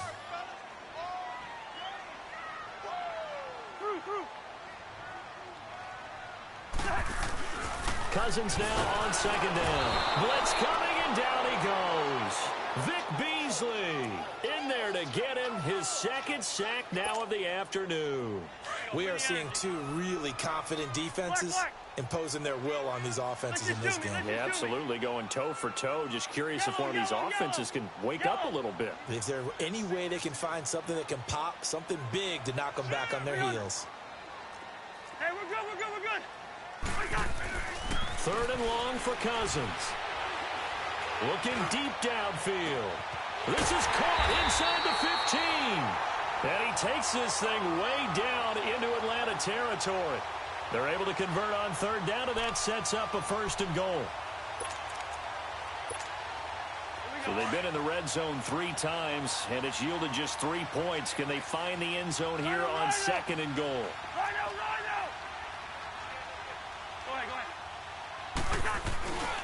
They'll run with Cook. And he'll get into the end zone. Touchdown, Minnesota. A great effort there. A 10-yard touchdown run.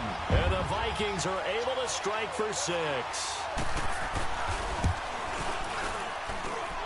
Extra point up and good by Bailey. And the lead is now 10-3.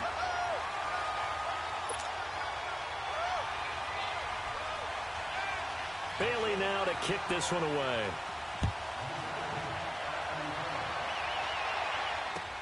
This is taken about 7 yards deep. And spins away. And good starting field position. He'll get this one all the way up to about the 35-yard line. Here comes the Falcon offense now as they get set to take over here. And last time, 1 play interception. So this offense, they should be fresh. That's a good way of putting it. And I can't wait to see what they decide to do with play calling. Because a 1-play drive where you throw an interception, a lot of people think the very next time out, run the football, don't give them a chance. Maybe play action? I think maybe you go play action, show your quarterback, get a little confidence in him, and let him fling another one. And hard running's going to get him over the 40 to the 42. A solid run on 1st down, gain of 7, leaves him with a 2nd and 3.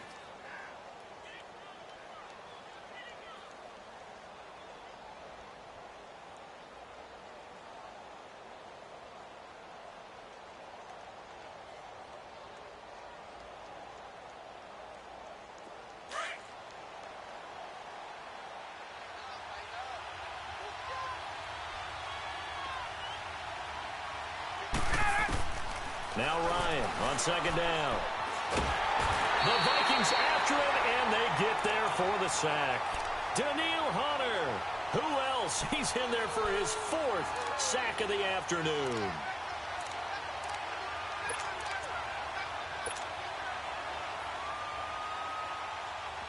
So the sack pushes him back, and now 3rd and long for Ryan and the Falcons.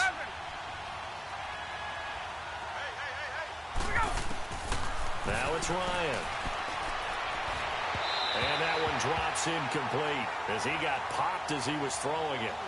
Brandon, at least there's one bright side to that incompletion. What's that? It wasn't an interception. Wow. You're a nice guy. That was kind of savage. But correct. No pick, just incomplete that time. Here's Sherrills. So a change of possession here on the punt. And out will come the offense as they take over. And now out comes Minnesota. And that last drive, a long drive, but not just that. They had a great air attack going. Do they stick with that? I would think that they would, because if they were confident enough to do it on the last drive, starting backed up in their own territory, why would you change anything? They've got to be confident about what they're presenting and continue to do so. Yeah, because the secondary, they really look clueless. And that was amazing because that drive went and went, no adjustments, and no big plays by the defense to knock the ball away. And we return, welcoming you back to Minneapolis. It's the Vikings in possession of the football and the lead. They'll be looking to add to that total as we begin quarter number 4.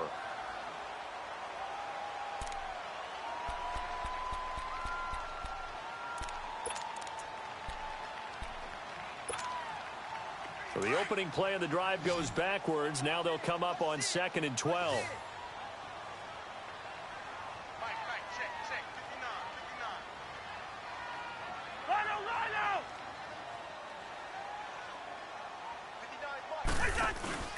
Off the play fake, Cousins. And the pressure too much that time as Cousins goes down. Grady Jarrett in there to pick up his 2nd sack now of the afternoon.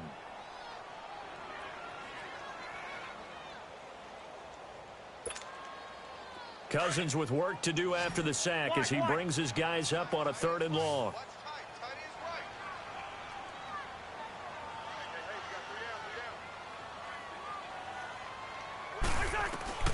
From the shotgun, it's Cousins.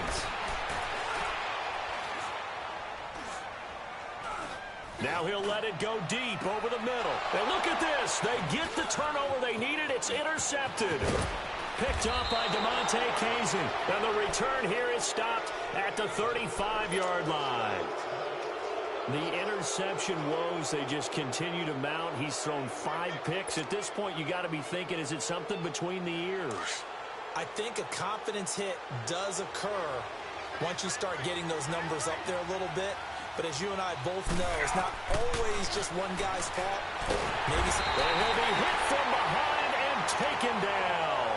Emerson Griffin getting him once again, his 3rd sack of the afternoon.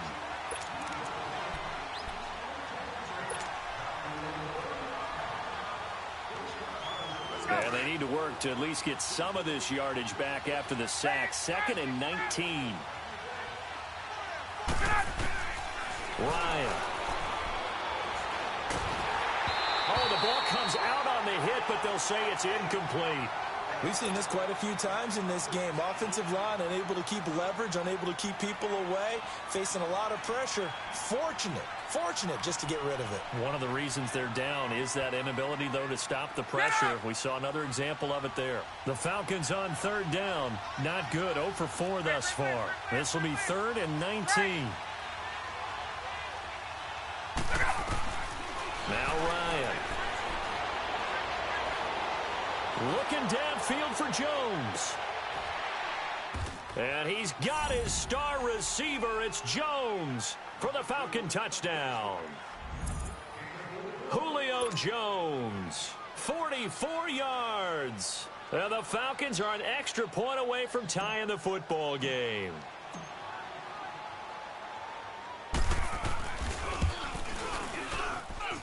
Don't forget the extra point. It's up and good. And, partner, we've got a tie game here in the 4th.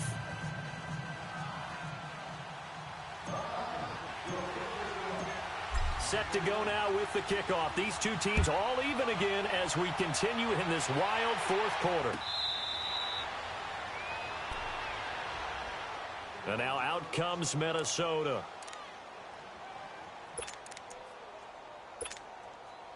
Cousins and the Vikings with a 1st and 10 at their 25-yard line. Two. Go ahead.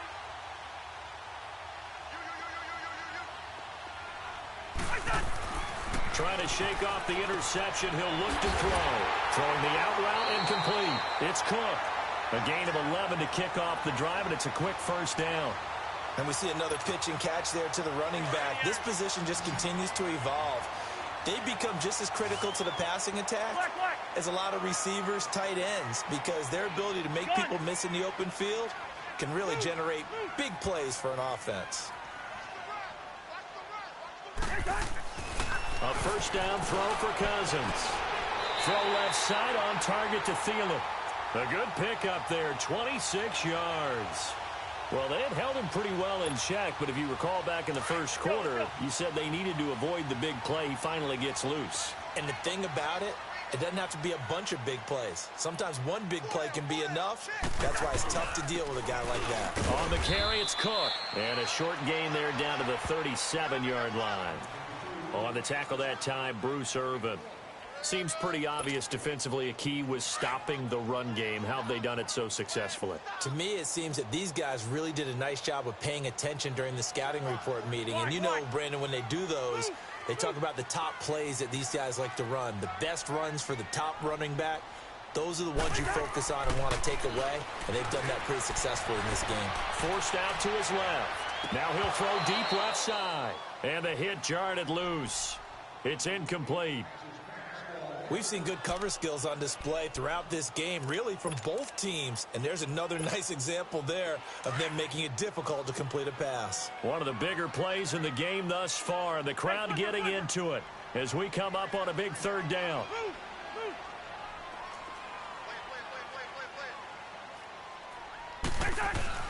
Throwing is Cousins. And they almost had another one. They are all over the football in this game. Nearly another pick. Now fourth down. We've seen these defenses make enough opportunistic plays to keep this one low scoring. Flying around, making plays on the ball. And we see yet another errant throw as a result.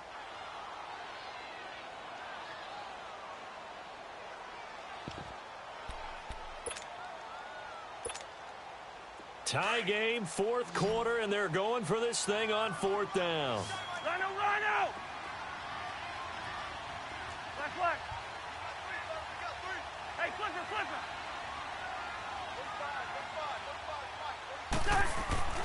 Cousins. And this is going to be intercepted. It's Desmond Trufant, and he'll get this back to the 32-yard line. What a nightmarish game he's having now. 6 interceptions that he has thrown. Absolutely unbelievable, isn't it? Hard to believe we're watching this and have seen it, but it just tells you about the game of football. It giveth and it taketh away. Yeah, the guys, though, that have thrown 6 interceptions in a game, the likes of Peyton Manning, Brett Favre, I think Joe Namath, he did it 3 times.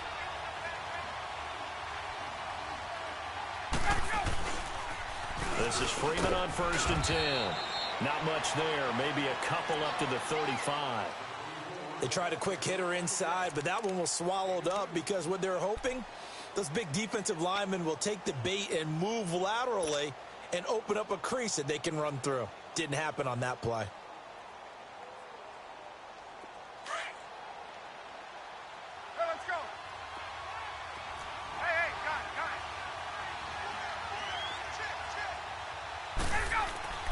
On second down, here's Ryan. The left side completion to Jones. And he'll have it past midfield almost to the 40 before being taken down. 23 yards on the play.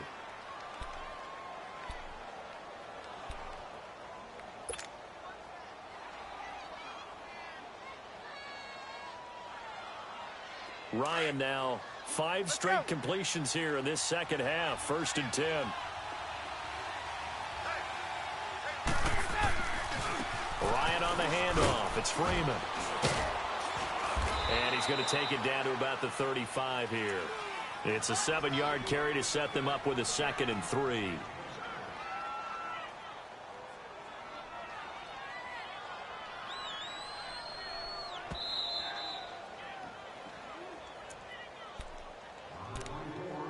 Time for a break.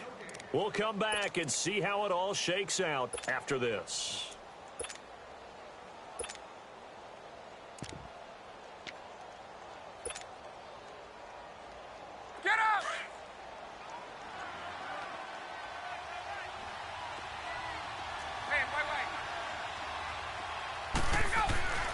On second down, Ryan.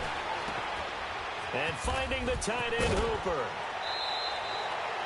And 15 yards there on the catch and run. I got a kick out of that one, partner. You and I talk often about trying to hide receivers in certain situations, but a guy of his size can't really hide him. But the tight end drag route, definitely an effective way to sneak him across the formation for an easy completion and a first down. And this one goes nowhere. Losing yardage back at the 22. And now we're going to get a timeout defensively. So another stop, 1:50 left in the football game.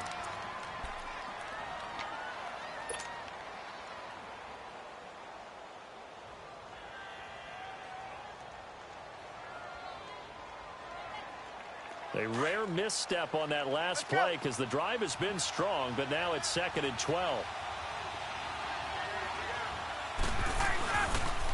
Freeman again. And he'll go down here at the 12-yard line. Another timeout called by the Vikings now, as they'll talk it over here before what will be an important 3rd down.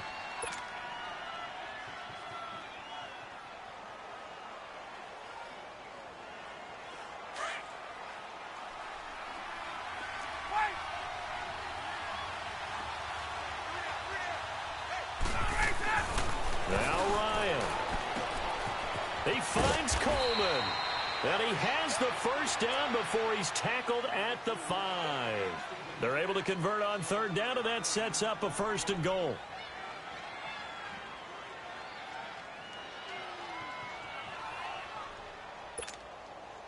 A game-winning field goal would be a chip shot from here. Let's see how they play it on 1st and goal.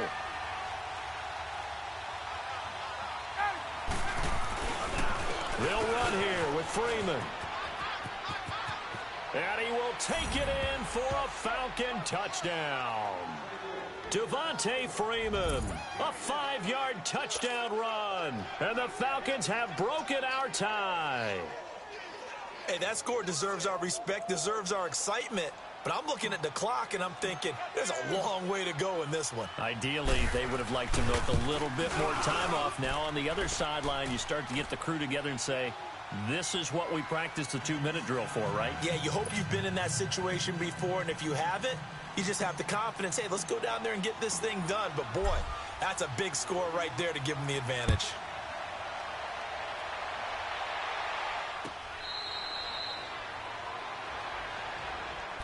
And now out comes Minnesota. They're down here in a 1-score game. But the time, it's a factor, but it's not a huge factor right now, is it? It's really not, because this amount of time gives them a chance to run their offense, to go through play sequences.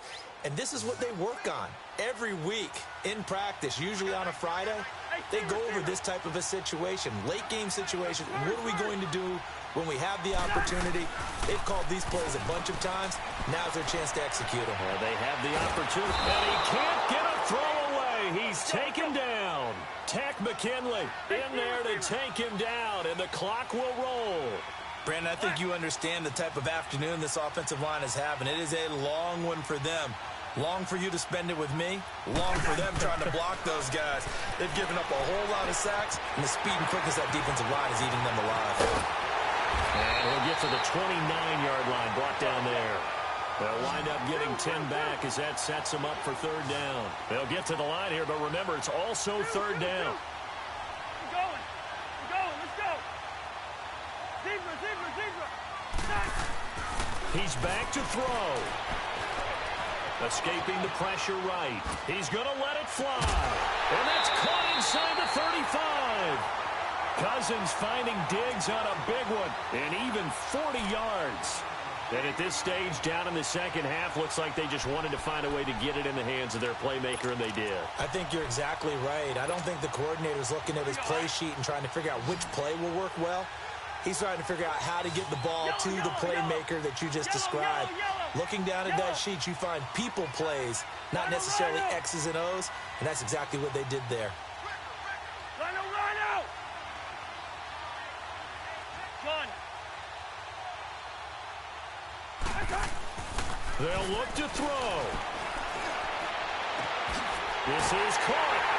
And he'll get into the end zone. Touchdown, Minnesota. Aldrick Robinson with time running out. And the Vikings are an extra point away from tying this thing up. Don't forget the extra point. It's up and good. And we may very well be headed to overtime.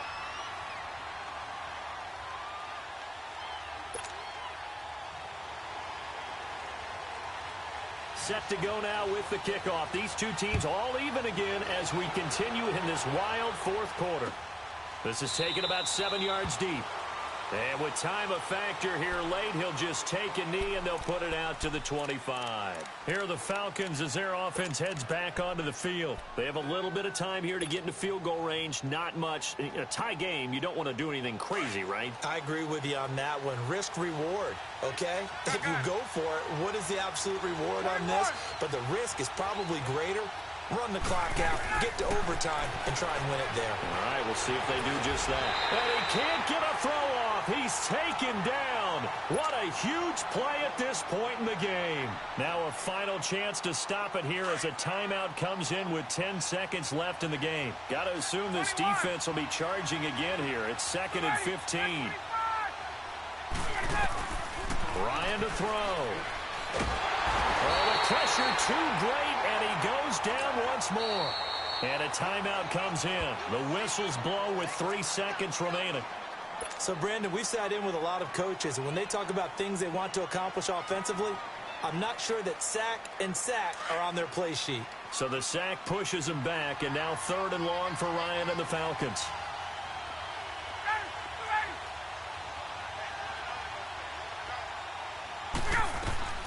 Throwing now is Ryan.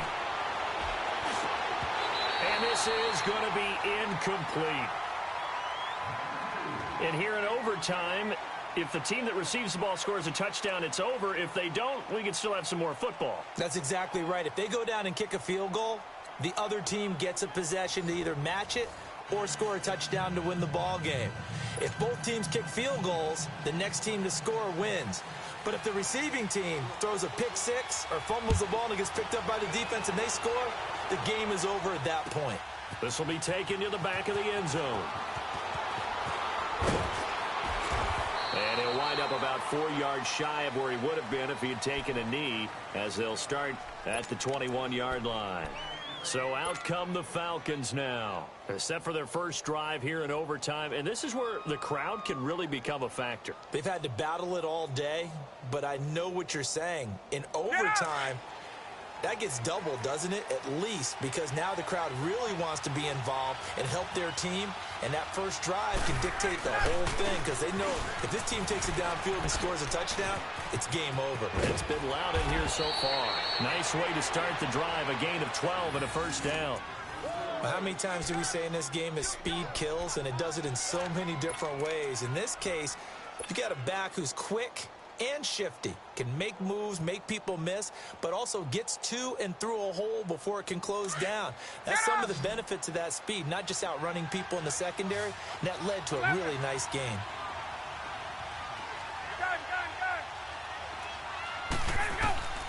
First throw in overtime now for Ryan. Wide open receiver complete. And he'll be tackled right on the chalk of the 45. They give him 13 yards there on the play and a fresh set of downs. Back-to-back good plays have him on the move on first down. A handoff, Devontae Freeman. And he's got it across the midfield stripe and into Viking territory. It's a 6-yard pickup, and it gets him to 2nd and 4. Let's talk a little football 101 here, because one of the keys to advancing the ball downfield, success on first down. Huge difference, as we know, between 2nd and 4 and 2nd and 8 and 9.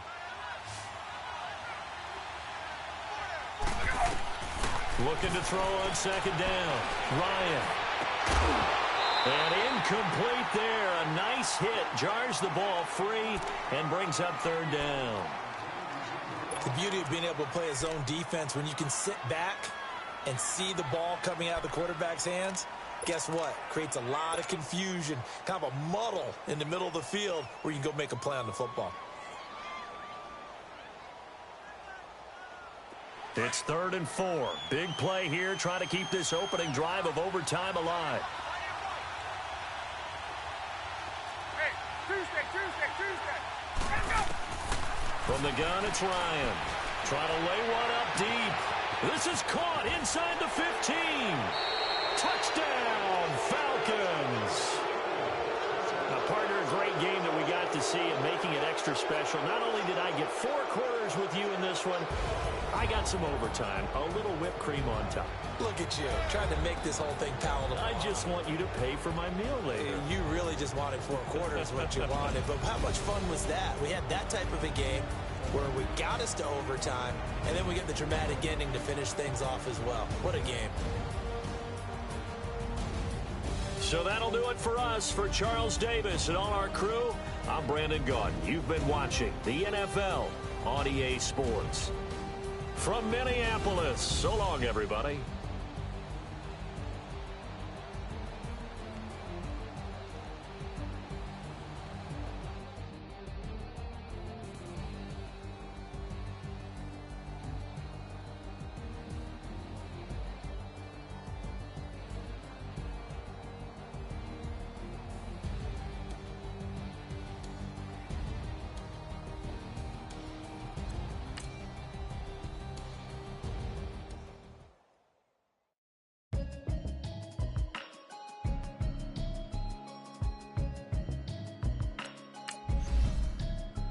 Can you hear me, hear me, hear me, hear me, hear me now? Can you hear me, hear me, hear me, hear me, hear me, hear me now? Can you hear me, hear me, hear me, hear me, hear me, hear me now?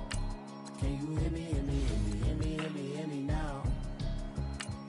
I'm watching television, telling me avoid the system. Hoping I ain't lose religion, text and prayer hands, hope the message sending on. Know I've been blessed, I've been seeing prophets, mostly yellow shirts, louder than the broccoli, dancing in my chucks, feeling out of body, safe to say the man got me on. Can you hear me, hear me, hear me, hear me, hear me, hear me now? Can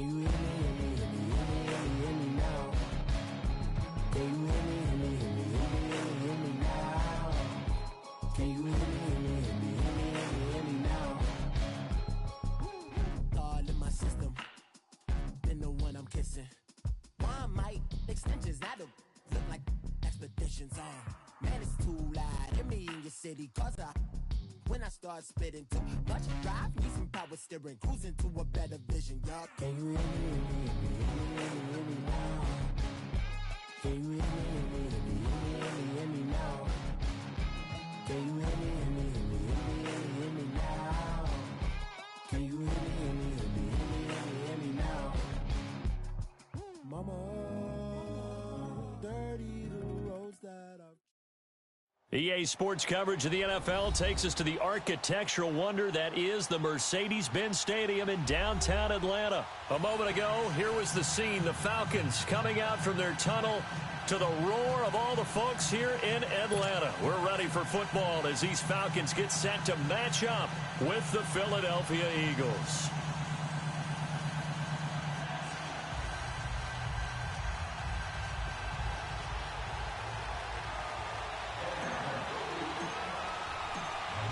Here's Bosher to kick it away.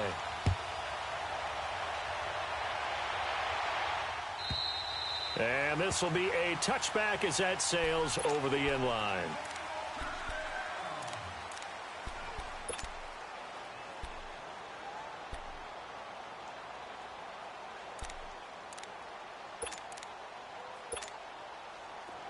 Let's go.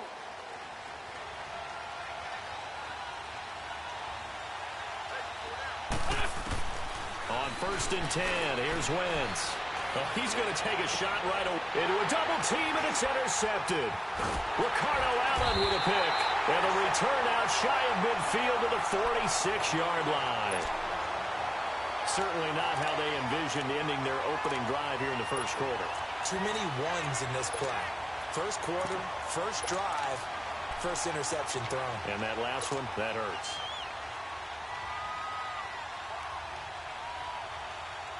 Ryan will bring the Falcons up now 1st and 10 at their own 46. Left. After the interception, here's Ryan. He goes underneath to Freeman. It'll be a gain of 10 to start the drive out, and by a few inches, that'll be a first down. We always talk about having to read defenses and how complicated that is. Well, this was an excellent read. Read the pressure and got rid of the football before it even got to him for a nice game. And when they're blitzing like that, running back usually good. Devontae Freeman, they're not going to get him. Touchdown, Falcons. Devontae Freeman, 44 yards. And the Falcons have taken the early lead. And on that long run, maybe the defense caught napping a little bit. The concentration level may not have been there. I agree with you on that one because those types of plays, when they result like that, they're almost like big bolts of lightning, aren't they? Whoosh, and off he goes. Here's Bosher to kick it away. And this will not be returnable. It's out of the back of the end zone for a touchback. Now Philadelphia ready to get going on offense again. And last time wasn't pretty. One play and an interception. We'll see if they can do better. I want to see if they want to go ahead and throw the ball again now on this drive after what happened on the last one. Throw it on the first play. Give the quarterback some confidence. See what happens.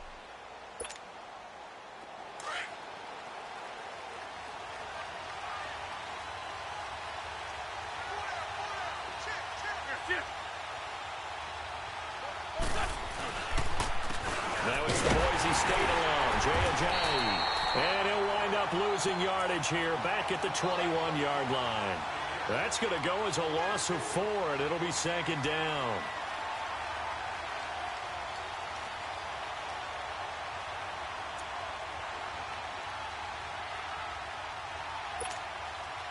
Well, the first play of the drive lost 4. Now they'll look to move it forward here on 2nd and 14.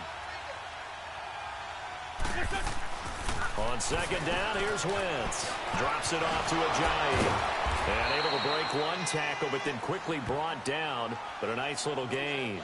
It's an 8-yard pickup, and they're going to face a third down. And that's one of his advantages of a passer, is it not? With his height, setting back there in the pocket, firing it over the middle, he can really see everything clearly. It is, and I know that other quarterbacks get it done different ways, all right? You don't have to be his height to make a great play. But what he does is he takes away having to make those slide steps in the pocket to find angles to throw the ball through. He just throws right over the top of it because he can see everything, and sometimes that saves time and gets the ball to a receiver quicker. Now throwing on third down there, but he cannot connect. Now on fourth down, it's Cameron Johnston on to punt it away.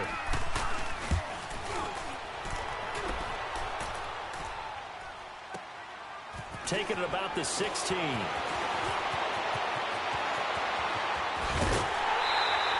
A great return there, bobbing and weaving his way for 31 yards. And possession will switch hands, 1st and 10. Now the Falcons offense, they get ready to head back out here. And coming up on their second drive of the game, had the touchdown last time out. Now they have the football back. Chance to really seize early momentum. Feels to me like they had a really excellent week of practice, that it all came together. But I'll bet you it got galvanized in the locker room in pregame. Somehow I think the head coach, his oratorical skills were on point. Meanwhile, they take a shot to start the drive, but this is going to wind up incomplete. How about this offense already feeling good about themselves with a touchdown already in their first drive? They've certainly come out firing, even though that one was incomplete. With the 7-0 lead, more apt to take a shot like that downfield? Hey, you're one to the good. Go ahead and try and press your advantage. On second down, Freeman. Freeman a first down and more. Freeman with a fast feet. Good yardage as he rumbles for 24 and a first.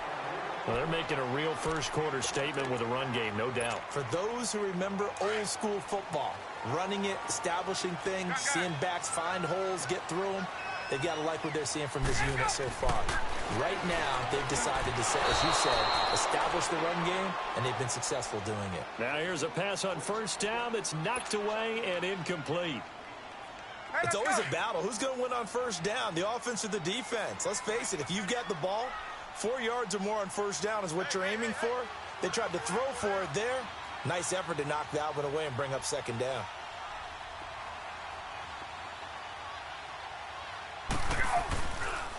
Now a handoff. It's Freeman.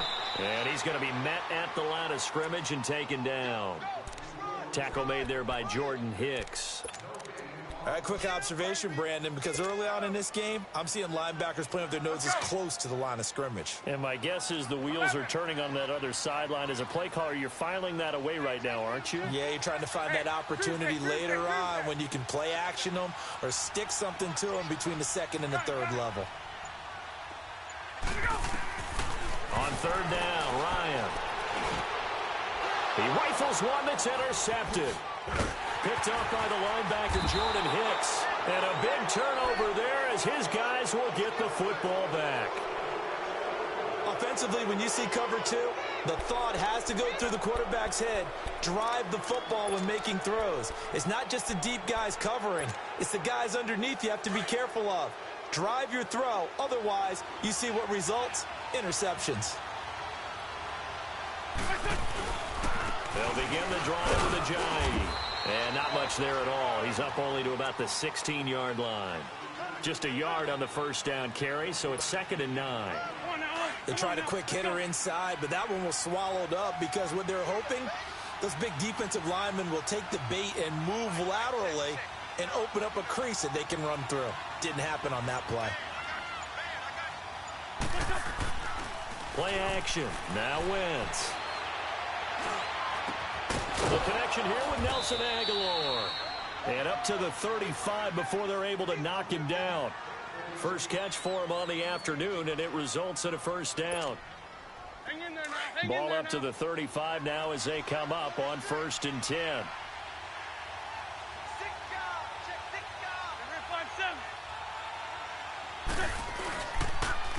Now it's Ajayi. And he will lose yardage here to the 31-yard line. It's a loss of 4 there, bringing up 2nd down. Well, that one was over before it could get rolling. How about the D just knifing into the backfield and shutting that one down?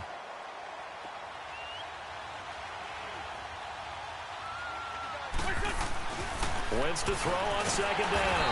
Under a heavy rush, and down he goes.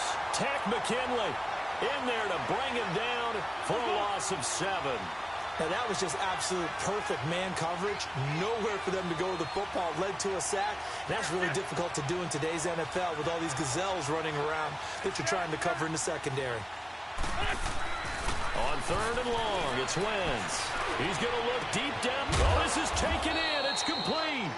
And able to rip off a big chunk of yardage before being dropped inside the 40. And that goes as a gain of 37 on 3rd down. Back live with Charles Davis. I'm Brandon Gaudin. It's the Eagles with the ball here to begin quarter number 2. And they're on the move here. They've got it 1st and 10.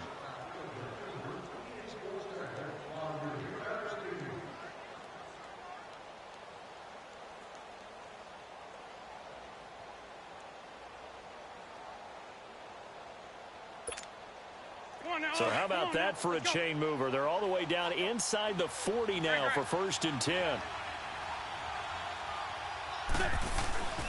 Here's Ajayi. And able to push his way forward here for a good little gain. Ricardo Allen, the safety, makes the stop. One thing to keep in mind, partner, especially in the second half, when you've got a running back of this size, of these dimensions, I can just tell you, attrition does set in for a defense because you're excited about hitting him in the first half. Maybe not so much in the second half, and some of these shorter gains turn into bigger runs later. And brought down, but not before they're inside the 25. First catch for Jeffrey. Good enough for a 1st down. This offense finding its legs now. Here's another 1st and 10.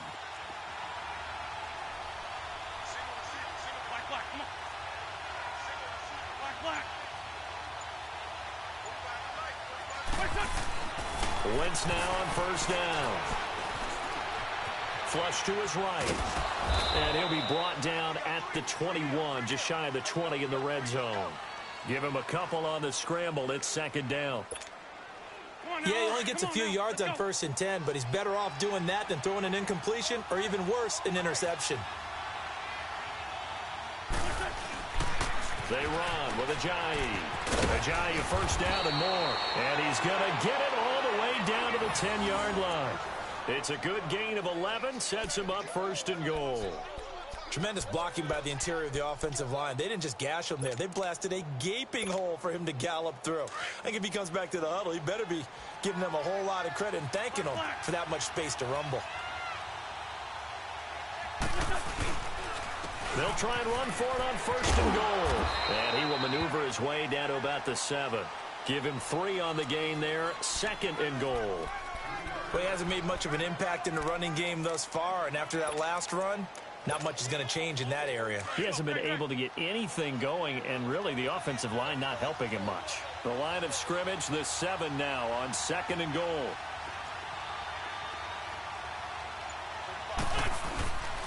They'll give it to him up the middle, and he'll be stopped up after only a couple of yards as he gets it down to the 5. His path became similar to almost running a stretch play, didn't it? Trying to find a crease, anywhere to put his foot in the ground and cut back. It just never materialized.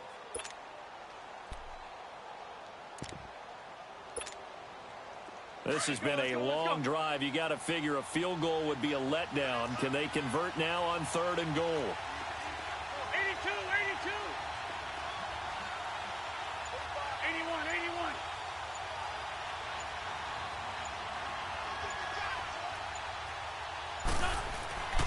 Wentz. Flushed out right. Looking for Jeffrey, and it's intercepted. Picked up by Deion Jones, the linebacker. And he'll be brought down at his own 10-yard line. I think that interception happened for 2 reasons. Quarterback gets outside the pocket and panics a little bit, and receiver doesn't make sure he's absolutely in an open spot. So there's a guy lurking, took the ball from him. Yeah, so don't wave your arms, right, as a receiver if you're not wide open? Got to know that you're open. Otherwise, just don't do it. The drive will start with a carry by Devontae Freeman. And space opens a bit as he gets it across the 15 to the 17-yard line. 7 yards on the pickup there, and it'll leave him with a 2nd and 3.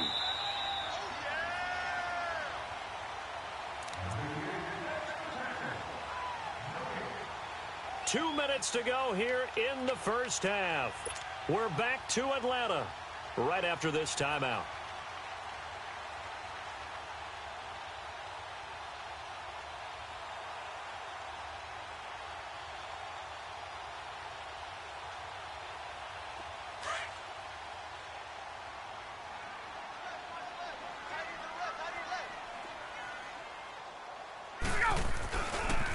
Coming left, it's Freeman. And he'll take this up only to about his 18-yard line.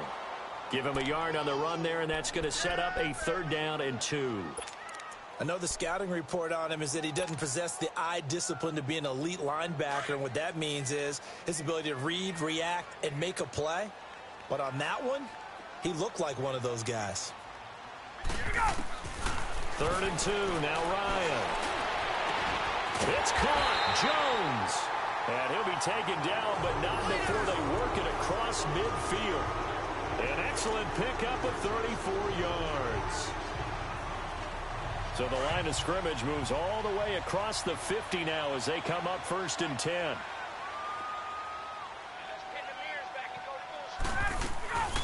They'll run it now out of the gun. And he'll be taken down right around the 41-yard line. 8 yards on the pickup, and now they'll have some options on 2nd and short. That play wasn't quite as big as the play that preceded it, but still, gotta like the way they're moving the football, partner. Absolutely. Pretty good room to run on that last play. Yeah, they didn't get a 1st down, but still, you'll take runs like that each and every time, won't you? They'll run it now out of the gun. And here he'll be brought down a little shy of the 35 at the 36. Now hold everything here. We're going to get a timeout by the offense as they get the stoppage with a little over 50 seconds to go in the first half. So from the 36 now, 1st and 10. Now a play fake here on 1st down. And that is caught on the right sideline, but out of bounds, says the line judge. The throw took him a little too far. It's 2nd down. All right, that one fell incomplete there, but the best quarterbacks, they'll miss on 40% of their throws, somewhere in that neighborhood, similar to a great hitter in baseball who's going to fail 7 out of 10 times and still have a great year. In this case, you want perfection, but way better that it hits the ground instead of going to an opposite color jersey. Eagle pressure, too much this time. Down he goes. Brandon Graham in there to drop him, and it'll be a loss of about 8. 12.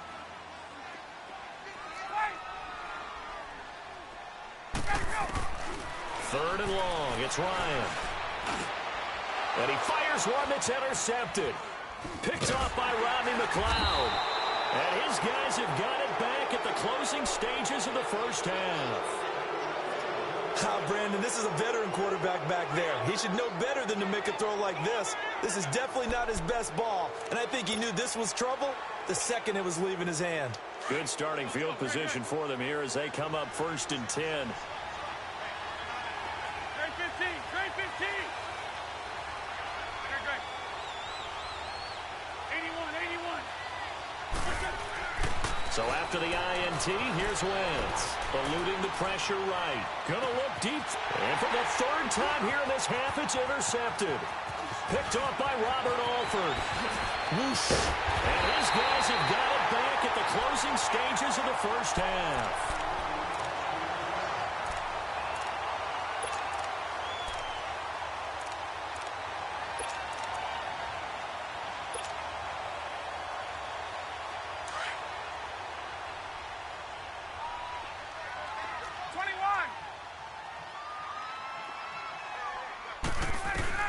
They go back to the air here after the INT on the last drive. Over the middle, that's caught by Ridley.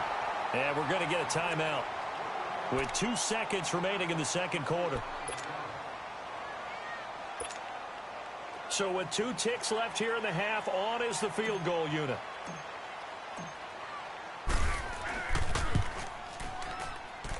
And Bryant's kick is good.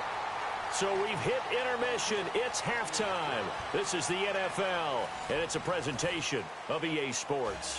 All right, Coach, thank you, and we welcome everyone back for quarter number 3. Elliott now to kick this one away.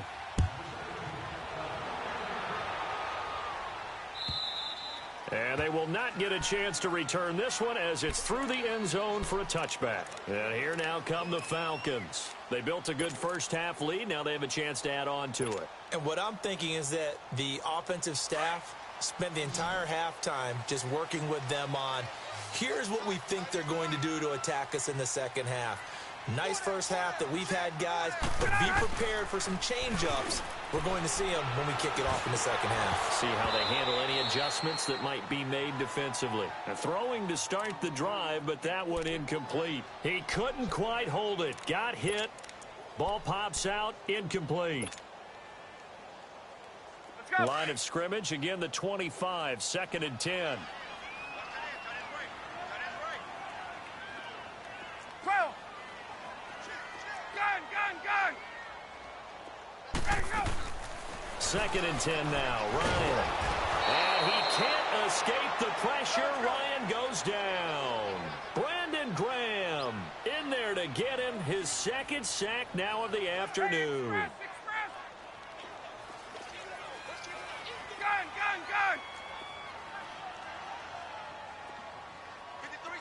11. Let him go. Throwing on 3rd and long. Ryan looking deep for Julio. And that's caught inside the 35. And he is taken down deep in Philadelphia territory. A big play there, Ryan to Jones. 62 yards. So the field flips here as they'll go to work at the 20 now on 1st and 10. They run. Devontae Freeman. And he'll wind up losing yardage here back at the 21-yard line. That's going to go as a loss of a yard, and it'll be 2nd down. So the myth has been shattered.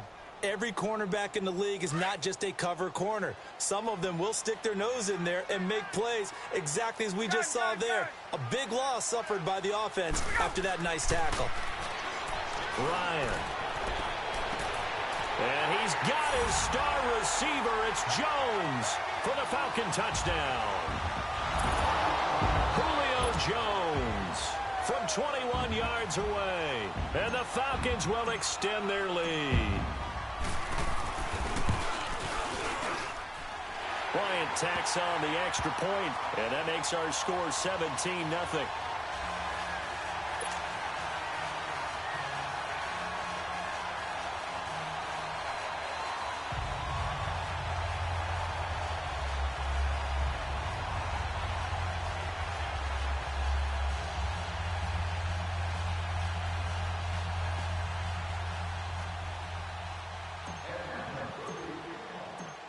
Here's Bosher to kick it away.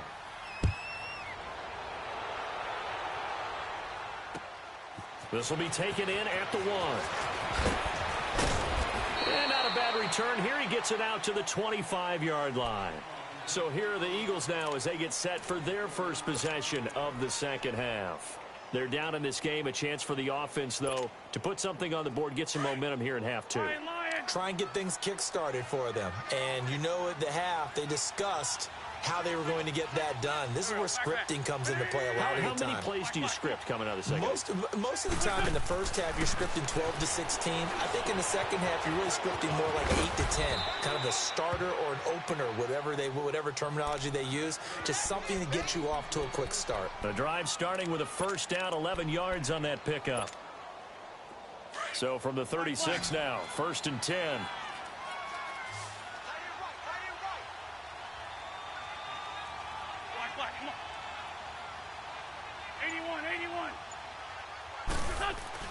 Throwing on first is Wentz. Rush coming, and he's taken down.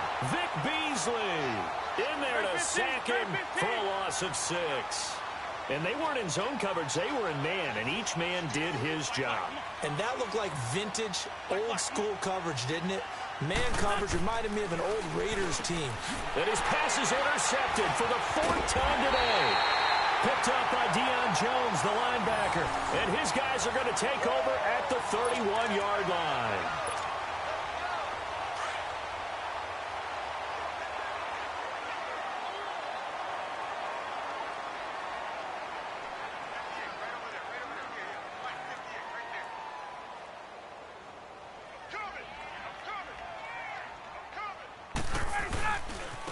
Freeman. Space to run past the 20. A big run there, 29 yards and a first. You gotta love everything about that run, except for maybe a couple of things. You gotta wonder, do you fight a little harder to get into the end zone instead of going out at the 2-yard line? And I know one thing. The fantasy football guys, they are not too happy that he went out of bounds there instead of trying to get into the end zone. They'll try and run for it on 1st and goal. And maybe a measure of revenge there. He's had his way in this one, but this time they get him behind the line. That'll wind up going for a loss of 4. And that'll make it 2nd and goal.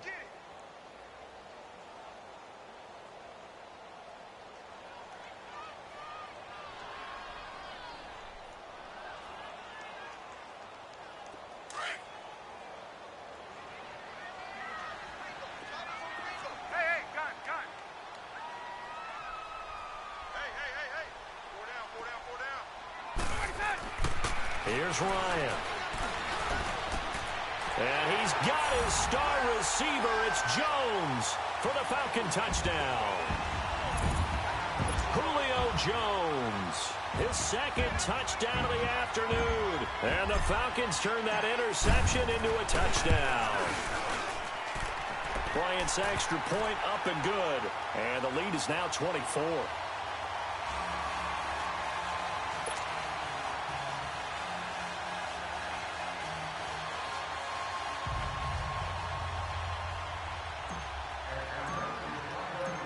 Here's Bosher to kick it away.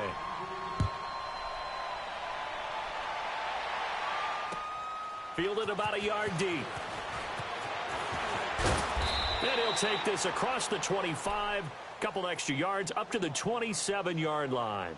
Philadelphia getting set to take the field. They've got to dig down deep. I mean, they need something right now, really anything to cling on to. This offense has struggled.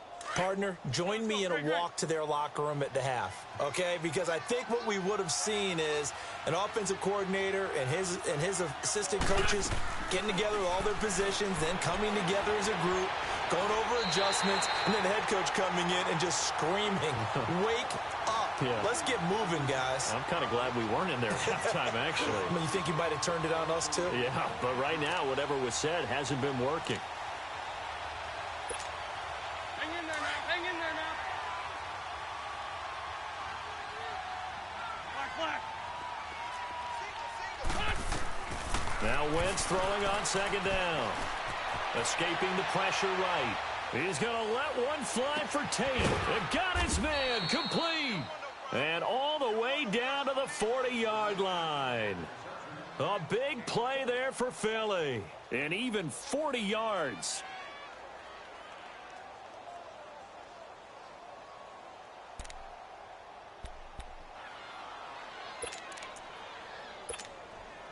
So the big play moves him all the way across midfield to the 40 now for 1st and 10.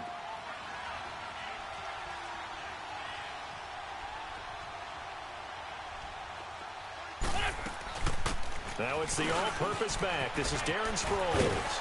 And down inside the 35, he goes to the 32-yard line. A good run there on 1st down, and it'll leave him with a 2nd and 2. Some runs are blocked so well, you almost forget that someone has to carry the ball to gain the yardage. The leverage by the offensive line to create space up front, really well done.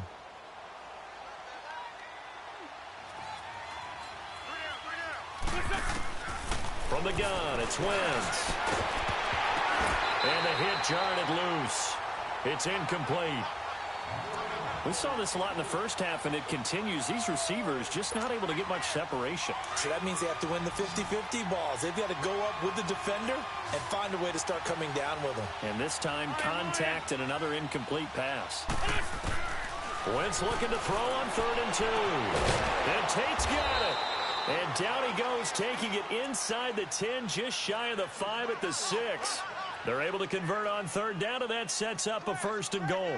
Back now here on EA Sports.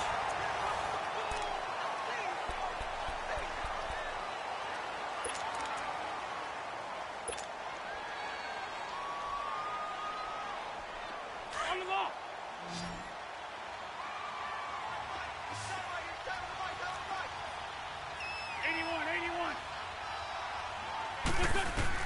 Shotgun now for Wentz. And it pops free.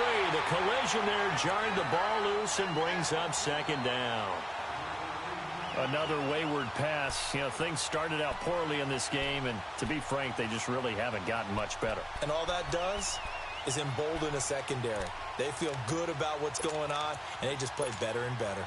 They come up here with another shot from the 6-yard line, and it's 2nd and goal now.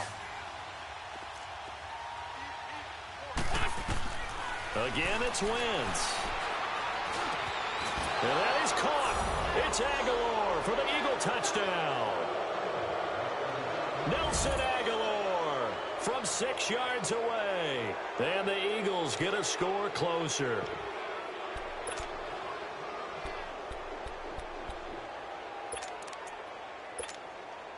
Now Wentz going to lead the Eagles up to go for 2.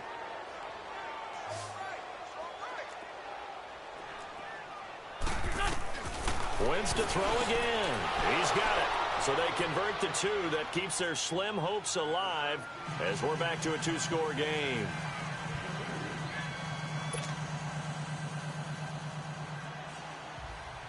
Elliott now to kick this one away.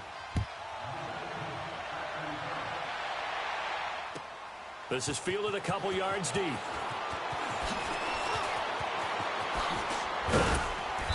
Solid return, pretty good field position. They'll start at the 32-yard line. Atlanta now coming out on the field. This game was really a tussle, seemed like just a moment ago, and now they've got the momentum. A couple of scores on their last pair of drives and a 2-score lead. I think here now you go conservative, right? Run the football, work the clock. You know, I usually agree with you, but I'm going after them right here. I want to put this bad boy away. I wouldn't be afraid to throw it. They've got all the confidence, all the momentum on their side. Go ahead and take your dagger shots and try and finish this one off. I disagree vehemently. I say run the football. You've got the lead. Well, let's watch it and find out who's right. Devontae Freeman. They're not going to get him. Touchdown, Falcons. Devontae Freeman with his second touchdown of the afternoon. And the Falcons will add on to their lead. And he certainly played a pivotal role with those 2 TDs and why they're up on the scoreboard right now. Well, someone's all about winning, aren't they? Because he's not worried about the number. Sure, it's great to have 2 touchdowns. But the bottom line is what he's doing is contributing to their lead. He wants to continue to do so. Here's Bosher to kick it away. And that'll carry over the back line of the end zone for a touchback. The Eagles offense back out onto the field, and they're hoping to redo their efforts in the last drive when they got into the end zone. And just think of what it's like now on the sideline, because when you score a touchdown, you have to go over and look at the tablet and see what you did on the last drive. When you scored points, it's a whole lot better view than when you're trying to figure out how to fix things there. Wentz going to throw. Going for the deep ball. And my goodness, another interception. Picked off by Robert Alford.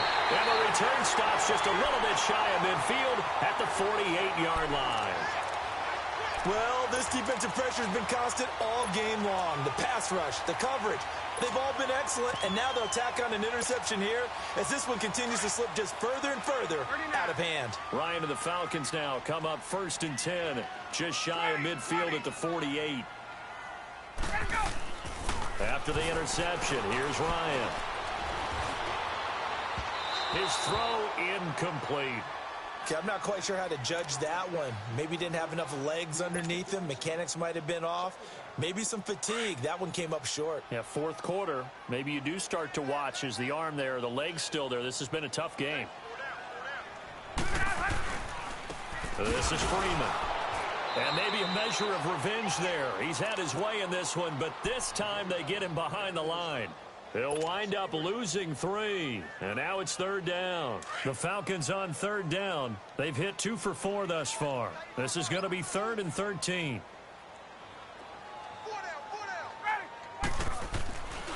Again, they'll run with Freeman. And he'll fight his way forward to about the 48-yard line. And now the Eagles going to signal for a timeout.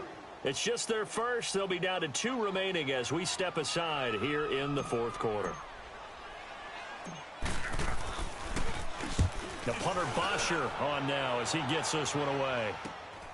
Sproles the return. It's a 42-yard punt, but 8 on the return. And the Eagles will be backed up deep to get the drive started as they take over 1st and 10.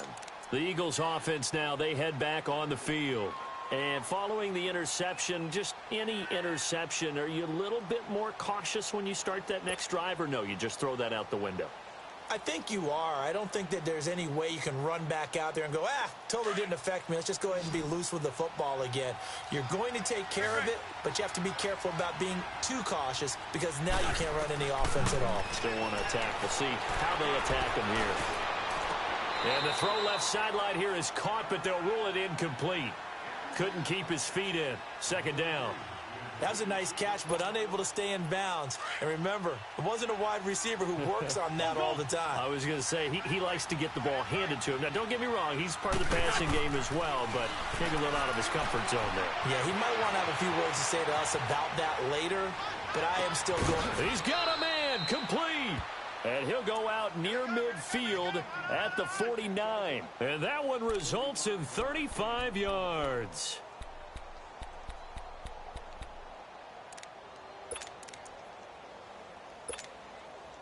The big play has him all the way out near midfield for a 1st and 10. On 1st down, Wentz. Jeffrey reels it in over the middle. And he's able to get this one down to the 40-yard line. 11 more yards that go around, a 1st down as well. Hard to believe his first catch of the game defensively. They bottled him up. That's why they're well on their way to victory. Put your best cover guy on him and then change the coverages behind him throughout the game. Brackets, double, zone, man, you name it. Make sure he gets a lot of angles. Now a throw to the end zone on 1st down, but it winds up incomplete. Under 4 to go now as they come up on 2nd down.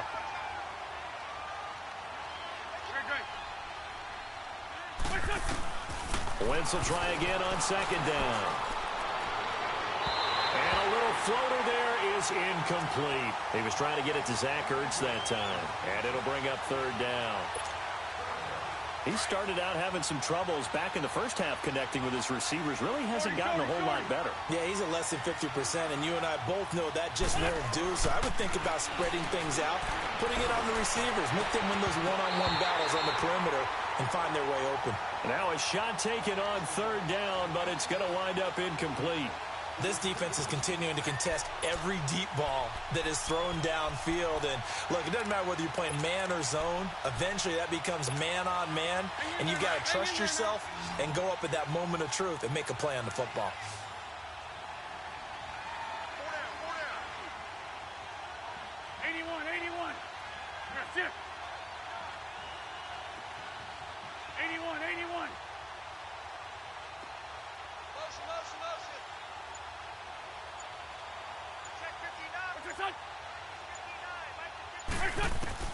Now Wentz, gotta have this one. Aguilar has it. No reason not to try it there, and they do indeed convert on fourth. And that's how you throw for a whole heap of yards in a game. You get efforts like that from your receivers. How about him laying out for that catch? Yeah, excellent. Makes a quarterback look a whole lot better. Wentz now on first down. That ball's caught. Aguilar right side. And he takes it down to the 10-yard line. Another nice gain, 16 yards there, and a first down again. Wentz now on first down. Stepping up, he'll try and run. And he's able to get it down to the 2-yard line. He'll get 8 on the scramble there. It'll be second and a couple. They brought the blitz that time, and I thought they were going to get to him, but instead he flipped it on its ear and ended up picking up positive yardage. I thought he was dead to rights, but you are exactly correct, sir. Able to turn that into a positive gain. That run didn't get very far, and I think when you're looking at his dimensions, he's a little bit on the smaller side. He's kind of... And he's in for an Eagles touchdown. Darren Sproles punching it in from a yard away. And the Eagles make some inroads here on that deficit.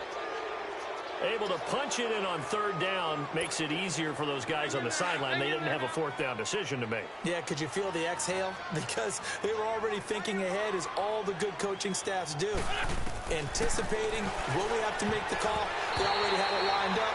Never even got to it. Protection was great. He had time to set up a campsite. But in the secondary, though, they were ready. And I think that in most places on the field, if you have that much time to throw the ball, someone's going to shake free and you'll find an open receiver.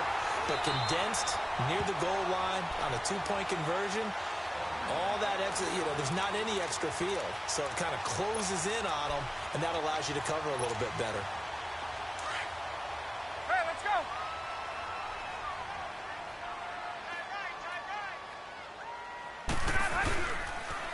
Now the pitch to Freeman. And he's going to get this inside the 30. And a nice carry there of 15 yards. He's still rumbling, isn't he? Still looking fresh in this one despite the heavy workload. But you and I both know, well-conditioned, and he did tell us that he thrives on being at his peak late in ball games. Time for a break. We'll come back and see this one out after this. And not totally home free yet, but it's looking good as they come up 1st and 10. Freeman again, a first down carry. That one good for 10 yards. And it'll be second and very short. Partner, I remember a coaching friend of mine used to tell his running backs before games, make sure you run and jog with your offensive line in pregame. Get used to the ground shaking when those big behemoths start to create space for you up front. He did a pretty good job of just following those guys through there for a nice explosive run. Now Freeman, he's been busy today. And maybe a measure of revenge there. He's had his way in this one, but this time they get him behind the line. On this day, the ground has been his, but at least on that individual play, we just saw the defense finally with a win. Yeah, they finally got one, and that's a win for them, but all game long, he's seen the holes, and they've been huge for him. Kind of like a baseball hitter in the zone. The ball seems bigger, and he's just whacking it. These guys, they've got it going today. And the Eagles are going to go ahead and take another timeout. as they'll get it with just over 90 seconds to go in the ball game.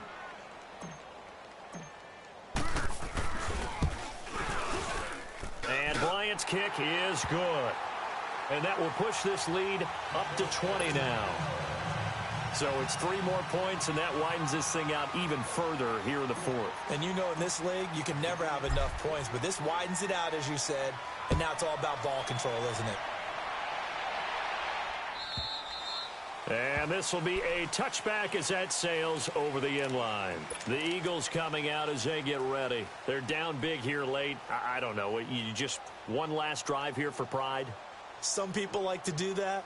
I remember playing for a guy once. We were down huge, and someone said, "Coach, what do you want to call?" He just waved a hand like, "Who cares? Let's get out of here and do something some other time." But some teams like to do something at the end to feel a little bit better as they continue to move forward. Yeah, probably just want to put this one behind them. To throw, it's Wentz. Oh, he's got a man wide open, complete. And they get him down, but not before he takes it across the 40-yard line. 16 yards right off the bat and a first down. On 1st and 10, here's Wentz. And a big loss here as he's taken down. Vic Beasley in there to pick up his 2nd sack now of the afternoon. So after the sack, a scenario you certainly don't work on too often. 2nd and 24.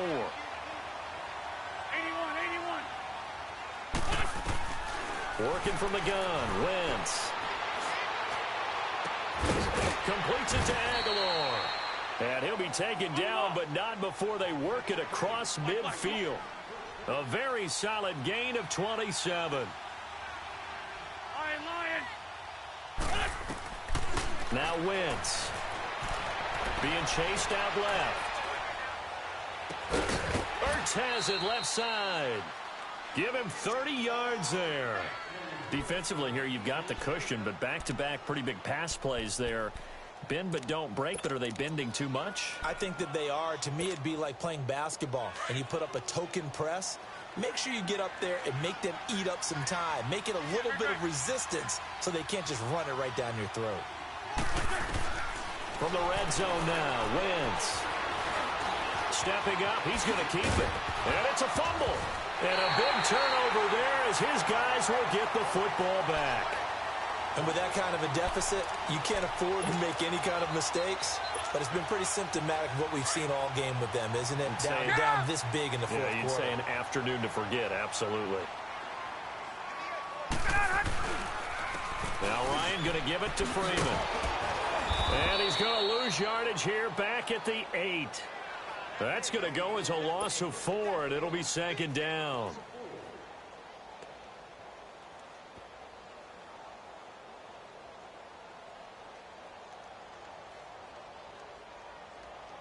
So the first play of the drive lost 4. Now they'll look to move it forward here on 2nd and 14. Oh, look at this. Ryan's going to throw it. And he's going to be intercepted a 3rd time.